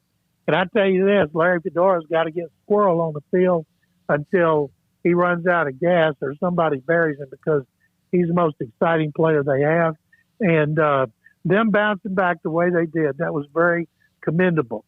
But I want to beat TCU more than Texas, anybody. And to see them fall that far behind, that was just sickening. Hey, John, this is a non-football question, but a lot of talk today about the Rockets and James Harden potentially trading him away. Are you buying that? Is there some real smoke to that? Nope. This is like J.J. Watt. Okay. I don't buy it. Daryl Morey was named president of the 76ers. They gave their GM, Elton Brand, an extension. What an easy job he's got. He just says, okay, Daryl, what do you want to do? So people are saying here, well, maybe the Rockets don't have cap money. They don't have draft choices. They want to add a big man. They want to change the style of play. People are fired up about Steven Silas. He's an unknown quality, but give me him over Jeff Van Gundy or John Lucas any day of the week. I do not think Harden's going anywhere unless Daryl Morey, boy, if he traded for Harden and they bomb out in the playoffs the way they do with Harden, it would make him look really foolish. John, thank you. Paul, anything? Craig, anything else? Man, love it, John. Appreciate your time as always. Appreciate you. Thank you, guys. Yes, sir. There you go, John McClain. He said he tweeted one time during the Baylor game. That's like a record. He was retweeting. No, he normally tweets during like the Texans and all that. That's when he has his most his most tweets, but his most flavorful. Yeah, for sure. But I'm going back to I recommend everybody listen to that JJ Joe segment yesterday just to hear some of his thoughts on Lovett and Ebner and the impact of the story last week had maybe on the rest of the team, and there was a lot of other things to it. But I'm with JJ. You don't forget about Treston Ebner, and you don't forget about the typical guys who have made plays for you the majority of this time. But if you don't have Ben Sims, Ben Sims is going to be a part of the equation because he's their only tight end target basically at this point. But if Ben Sims and Squirrel Williams and Yusuf Terry aren't a part of the game plan this week, then I don't know what you're doing, because JJ brought up a good point about those guys pushing the other guys. And if you're not making a play and you're the first stringer, but the second stringer is, well, then too bad. And that's, rising tide lifts all boats. And, when you don't have your star players making plays for you, but these other guys come in and they're at least doing something, hey, give them the rock more. Some more Sims, more Squirrel, more Yusuf, and whoever else wants to join that fray as well. That's what I'm rolling with. And if the other guys want to respond to that and step up and make some plays of their own, well, then it works out perfectly. Yeah, if that doesn't inspire you and all of a sudden other guys are getting the snaps you get, then what will? And other than losing too. And Jalen Ellis, I should also mention, because JJ made the comment about how he was running free a couple of times on Saturday, and I guess Charlie just didn't see him or whatever the case may be, but that was promising as well. And you know what? I love R.J. Sneed. I love the entire wide receiving core. I think Gavin Holmes is going to eventually make a bunch of big plays for this team and whatnot, and I know that it's not all on the receivers, but there is a lack of separation, and there is a lack of catching the ball more often than not in some cases as well. There's also a lack. This is something that happened during the Matt Rule era early on, that if it's not right in the receiver's chest, somehow it's like Brewer's fault. Mm-hmm. It's like, how about somebody make a difficult catch? How about somebody make a catch that's not in their radius that does extend the drive? We don't see any of that extra effort really across the board where there's a gap and somebody is quick to fill it in somehow or another by making a play. And Kalen Barnes almost made a play on Saturday. If not for that dadgum club on his hand, that's a pick six. That game might end up a Baylor win if he runs that back for 6. But, you got to make plays. And if other guys aren't, that doesn't mean you mope and you sit back and go, well, I guess it's another loss. It means you go out and make a play and kickstart something. And that's what Squirrel did. That's what Terry did. That's what, a couple of other, Ben Sims obviously did as well. He's got to have more awareness of where his feet are in the back of the end zone, mind you. But, go with, if guys are making plays, put them out there. Denzel did that a lot. Everybody gets spoiled because of him. And Phil Bennett has mentioned Denzel Mims every week since we've had him on. And I get that he's a big loss, but he left big shoes. Yeah. So somebody go step in them. This, coming up next, we'll wrap it up. We've got a note about Maceo Teague. Yesterday was about Jared Butler, men's basketball. SicEm365 Radio. Brotherwell Brewing, just down the street from us, 400 East Bridge Street. The tap room, beer garden, they're open now. They're open, obviously limited due to COVID-19 restrictions, but they are limited, and you can go in Monday through Thursday, 4 to 9, Friday and Saturday, noon to 9, and Sunday, noon to 7 p.m.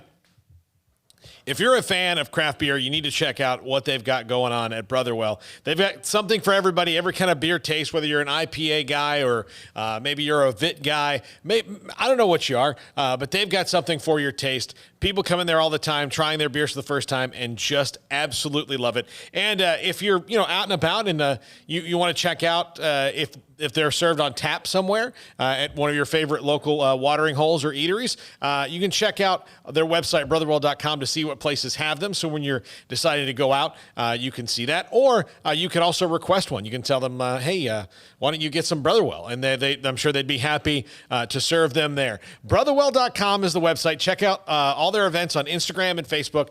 They're all over the place there. They've got a lot of cool stuff going on all the time. Again, that's brotherwell.com, or just stop by the brewery at 400 East Bridge Street. Policies out there. It gets so confusing shopping for insurance, and I never know if I'm getting the policy that's right for me. Luckily, I met the team at the Nitchie Group Insurance Agency. With the Nitchie Group, you can go to one company and get access to coverage options from many insurance carriers, and you get to speak to a real person about your specific coverage needs. With the Nitchie Group, I know I'm getting the right coverage at the right price. If you need insurance, talk to the experts at the Nitchie Group at 1-800-258-8302. How often have you said it's time to get in shape? Every day, every week, every month, maybe for as long as you can remember? How about starting today? I promise if you'll just join Waco Regional Tennis and Fitness now, you'll thank me later. Hi, this is David Smoke, offering a variety of 40 group exercise classes every single week, including boot camp on Tuesdays and Thursdays at 5:15, plus spin, body shaping, Pilates, yoga, and bar. And there's a free kids club as well. Waco Regional Tennis and Fitness open Monday through Thursday, 5 to 10, Friday, 5 to 8, Saturday and Sunday, 7 to 7, and personal trainers, Christy London and Randall Court. World-class tennis facility with pros Britt Coleman and Joe Rosa with lessons, camps, and special events. Spacious and clean workout rooms, locker room for men and women, both with a whirlpool and sauna, and now there's touchless bottle filling stations. No intimidation, tremendous camaraderie, an entirely new atmosphere, and yes, you can do this, but you have to walk through the front door. It's time to react today, not tomorrow. Waco Regional Tennis and Fitness on Lakeshore Drive in Waco. At Baylor University, students can shine in their own way. Or should we say their own ways? Because there's no limit to the ways Baylor students make the world a brighter place. Whether they're leading a student organization or following a higher calling, getting advice from faculty, or taking part in world-class research, pursuing their dreams, or working toward their dream job, students find their place to shine at Baylor, where lights shine bright. How did Edward Jones become one of the biggest financial service companies in the world? By not acting that way. Financial strategies, one-on-one advice, it's a big difference. And that's why Brad Wilson, your Edward Jones financial advisor, makes sense of investing. Experience the difference for yourself. Brad Wilson, 250 Sharon Drive in Woodway, 254-776-4337. Edward Jones, member SIPC. At Ideal MRI, we feel blessed to be a part of the Waco community. We're a small family business right here in Central Texas, and our goal is to bring down the cost of health care while maintaining high quality. At times like this, the cost of health care has never been more important, and unfortunately, significant illnesses and injuries still occur. That's why Ideal MRI is open and here to serve you through the difficult time. We offer premium MRIs just like a hospital with state-of-the-art technology and specialists, but you'll pay less. Sometimes thousands of dollars less, whether you're using insurance or not. At Ideal MRI, we accept most insurance and there are no hidden costs. Even offering financing if that's needed, everything included in the price, and you'll not get something as a surprise in the mail later on. If you need an MRI, ask your doctor about Ideal MRI. They'll know. You can schedule an appointment safely from home online in minutes at idealmri.com or give us a call, 833-IDEAL-MRI, idealmri.com. Welcome back to SicEm365 Radio. Are you a SicEm365 super fan? Then try out our premium subscriptions at SicEm365.com. All right, Maceo Teague has been selected to the preseason watch list for the 2021 Jerry West Shooting Guard of the Year. Yesterday, Jared Butler was a part of course, an award, a watch list. And so Maceo Teague, top shooting guards in Division I men's basketball. College basketball personnel determined 20 watch list candidates, and he's one of them. Last year, as a junior, averaged 13.9 points, nearly 5 rebounds, 2 assists, and a steal, 32 minutes per game, 60 33-pointers in the 28 games. Remember, he also, there was the game against Kansas. Was it Butler who took the three that was just short, looked like it was on target? Yeah. But Teague is also obviously a deadly shooter as well. Now, yeah, they're going to have a lot of that. We're going to get an email like every day over some watch list that another Baylor basketball women and men are on. So it's just that time of year.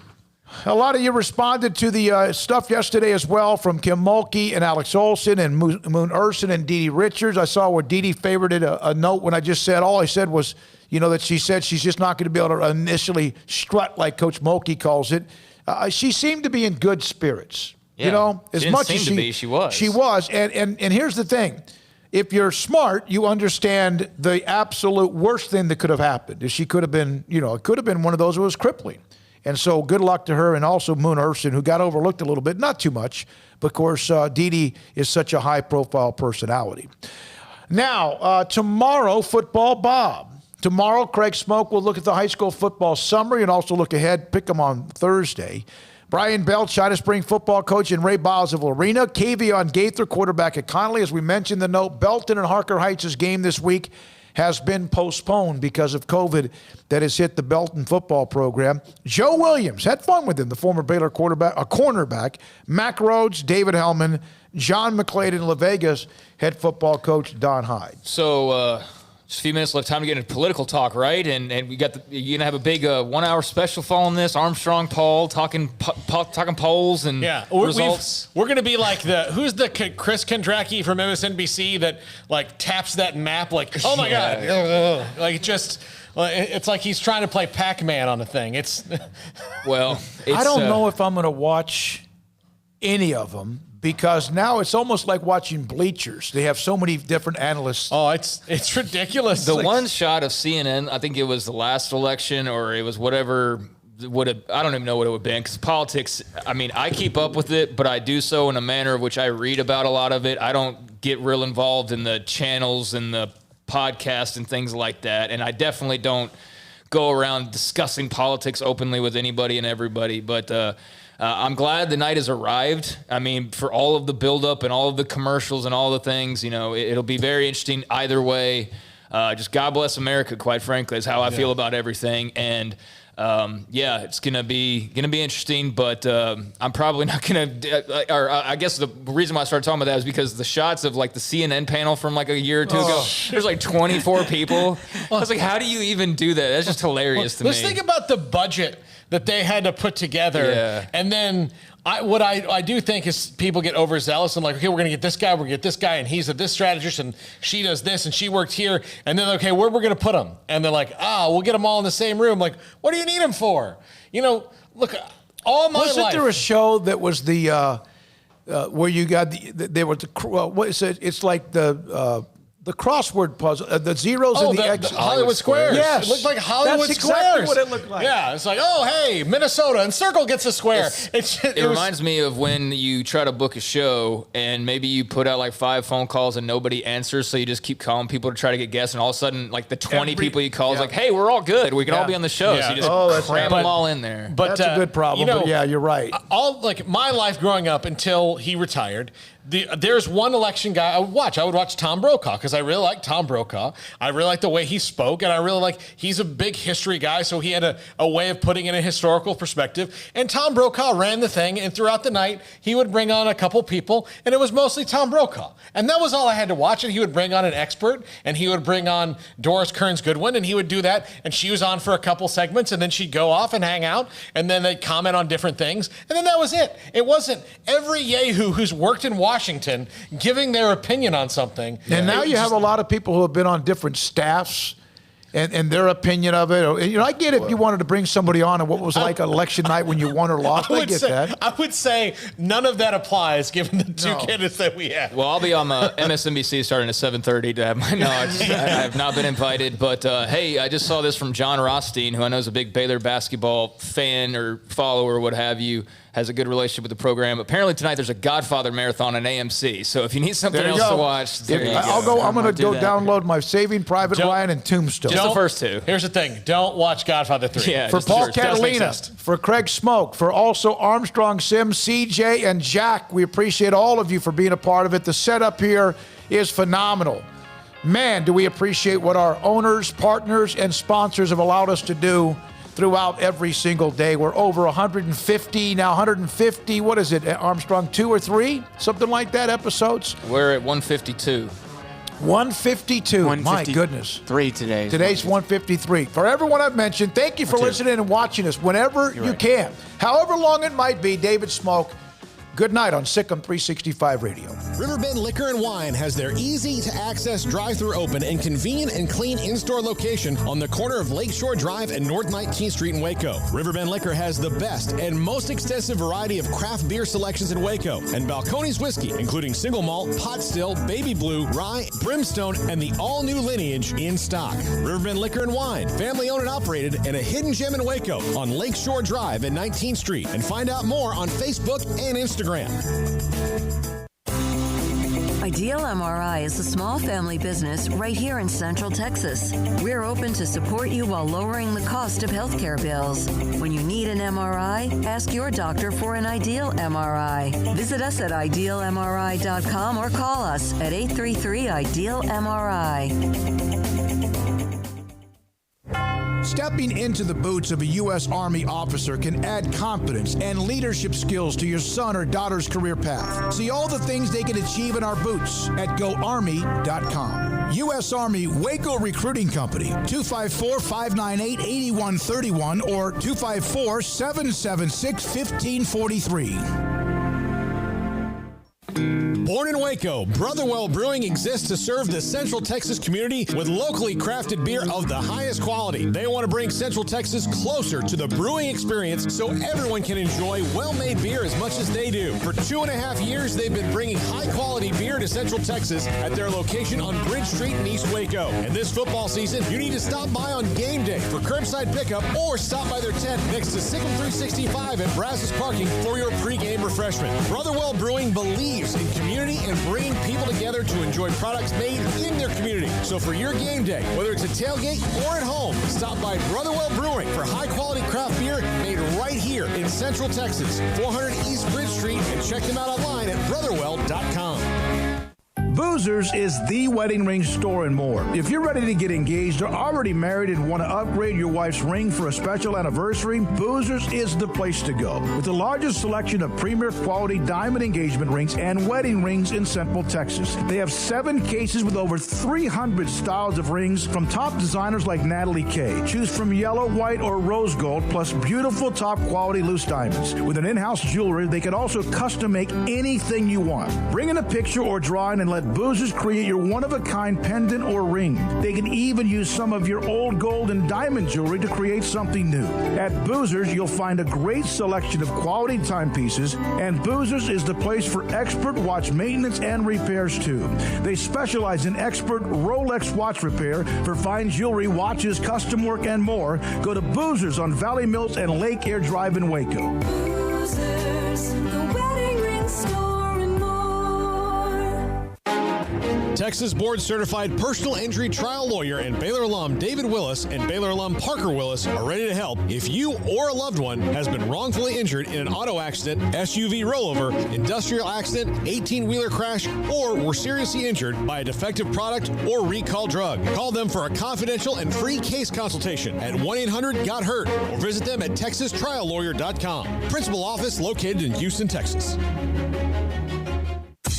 Southwest Sports Medicine and Orthopedics, the team physicians for Baylor Athletics, specializing in diagnosis and treatment of any and all sport-related injuries, celebrating over a decade of service to Central Texas.